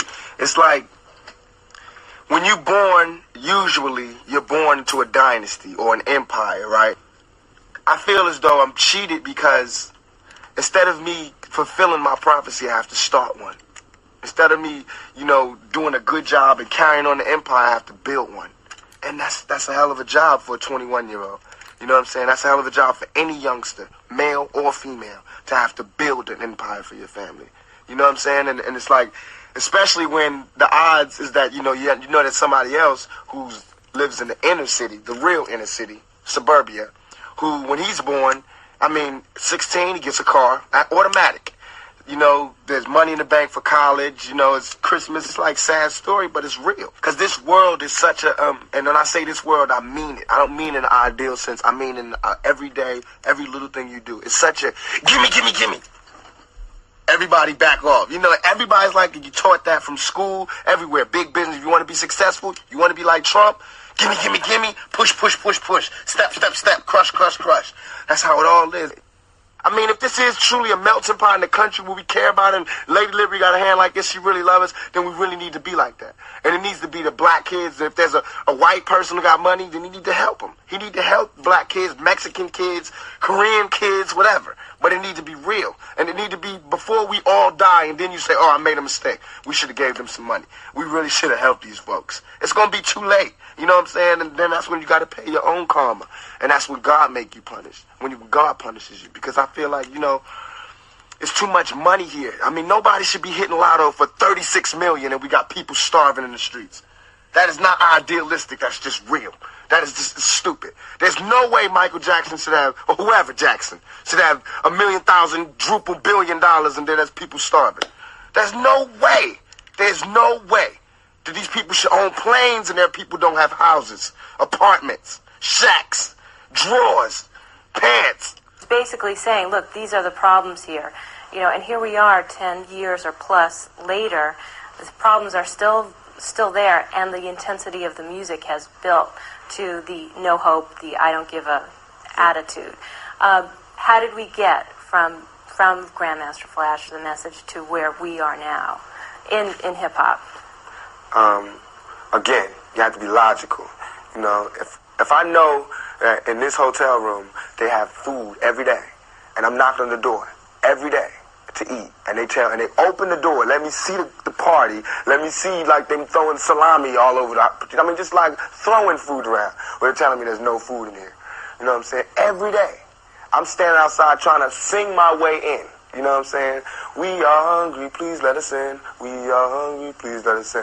After about a week, that song is going to change to, we hungry, we need some food. After 2-3 weeks, it's like, you know, give me all the food, breaking out the door. And after a year, and you just like, you know what I'm saying? I'm picking the lock, coming through the door, blasting, you know what I'm saying? It's like you hungry, you reached your level, you don't want any more. We asked 10 years ago. We was asking with the Panthers. We was asking with them, you know, with civil rights movement. We was asking, you know, now those people that were asking, they're all dead and in jail. So now what do you think we're going to do? And we shouldn't be angry. And my raps that I'm rapping to my community shouldn't be filled with rage. You know what I'm saying? They shouldn't be filled with the same atrocities that they gave to me. In the media, they don't talk about it. So in my raps, I have to talk about it. And it just seems foreign because there's no one else talking about it. All the society is doing is leeching off the ghetto. They use the ghetto for their pain, for their sorrow, for their culture, for their music, for their happiness, for their movies. You know, when they see me, they know that every day when I'm breathing, it's for us to go farther. You know, every time I speak, I want the truth to come out. You know what I'm saying? Every time I speak, I want to shiver. You know, I don't want them to be like, they know what I'm going to say because it's polite. They know what I'm going to say. And even if I get in trouble, you know what I'm saying? Ain't that what we're supposed to do? I'm not saying I'm going to rule the world or I'm going to change the world, but I guarantee that I will spark the brain that will change the world. Mm-hmm. But as far as the lyrics, you can look at lyrics in my album, any album, and I'll pick out lyrics and I'll shut them up on all their points. You can look at my recent album, Me Against the World, the title song, Me Against the World, where it has lines that says like, can you picture my prophecy? Stress in the city, the cops on top of me. The projects is full of bullets, though bodies is dropping. There ain't no stopping me. Constantly moving while making millions. Witnessing killings, leaving dead bodies in abandoned buildings. Can't reach the children cause they illin'. Addicted to killing and the appeal of the cat pilling. Without feeling, but when they last, they'll be blasted. Hard-headed bastard. Maybe he'll listen in this casket. Now how does that glorify thug life or gangsterism? I don't see how that does it. I don't understand how that can be, how you can say, you know, we're the cause of all this violence. I think that what we need to do as a community is start taking control back of our communities. You know, I understand there's always going to be drug dealing. I understand there's always going to be violence, but we just need to regulate it so that we can at least have like a peaceful zone where we can all be cool, you know, or else we're going to all die. We're going to all be destroyed because soon the government is going to make the young black male and the young Hispanic male the prime target of their all their resources and all their jail sentences and all their powerful weapons and technology will be the enemy. So unless we stop it now, regulate it, we're going to end up crashing against a wall. You know, you've never seen in no time in history where they've put so much attention on some music. You know what I mean? And made it like we are the cause of all these problems. You can look at it with a 3 strikes law. You can look at it where they're building more jails. They're starting to sell jail space. Yeah. You know, jail is big business. Believe me, I'm in jail. I see the big business. They charge you for your telephone calls. They charge you for disciplinary problems. Jail is big business. You know, you can feed a whole town off one jail. This jail is in the middle of a town that feeds everybody. Everybody works here. This is the main income. So if there was no criminals, nobody would work. You know what I mean? So if we don't start peeping that, we're in trouble. The violence, but it's violence in America. What did the USA just do flying to Bosnia? We ain't got no business over there. You know what I mean? It's the same thing. How can they tell us not to have gang? You know what gang violence is? Mostly, and the people don't want you to hear this. Somebody shoots your family member. So of course you retaliate. You know what I mean? Same thing the US does, except nobody even shot their family members. You know, they see somebody bomb a school and all these people get killed, so the United States feel like, ooh, that's messed up. We got to go show them who's the real killers. That's the same mentality these gangsters get. You know what I mean? So until they stop that mentality, we won't stop. Or they won't stop. Because they watch this country to see what they do. America is the biggest gang in the world. I do believe that there's a piece of liability on the drug dealers and the gangsters and the gangs and all of that. But these are not scholars. You know what I mean? We pay taxes. We pay taxes. This government is not doing anything to stop it. When the people in LA, after the rebellion, we stopped and there was a truce. Nothing happened. Did we get any jobs? No. Did we get any relief? No, but every time there's a flood, an earthquake, or a thunderstorm, America will give mad millions to somebody because their house broke down. They don't care if we stop the violence or not. They don't care about gang violence. You know what I mean? Every time that Bosnia gets shot at, any place gets shot at, they send them a whole bunch of millions in food and packages from Somalia, everywhere. Everybody getting food but us. So we don't want the gang violence to stop. So they can't ask me to tell them to stop the violence, because I can't tell nobody who's hungry what to do unless I'm ready to feed them. Then I'll tell them what to do. Don't support the phonies. Support the real. You know what I mean? How can these people be talking about how they so real and they don't care about our communities? How can they be talking about what they, all this, you know, the hood, blah, blah, blah, blah. They don't care about our communities. You know what I mean? Listen to the words that people say in their lyrics and tell me if that's some real, if that's real to you. You know what I mean? Listen to what they saying. Don't just bob your head to the beat. Peep the game. And listen to what I'm saying and hold us accountable for it. You know what I mean? Thug Life. I've been getting the blame for everything that Thug Life ever did. Everything, anybody can say Thug Life, and then it always comes back to me. I done had policemen get killed, and I get blamed for it, and, you know, all type of violence, and I get blamed for it. And I want to say that, you know, I didn't create Thug Life. I diagnosed it. You know, just like if a doctor says, this is the AIDS virus, he didn't make AIDS. He diagnosed it. You know what I mean? He won't be held responsible for every AIDS case. You know, if anything, he's bringing you information on maybe finding a cure. I felt as though that's the same thing I did for Thug Life.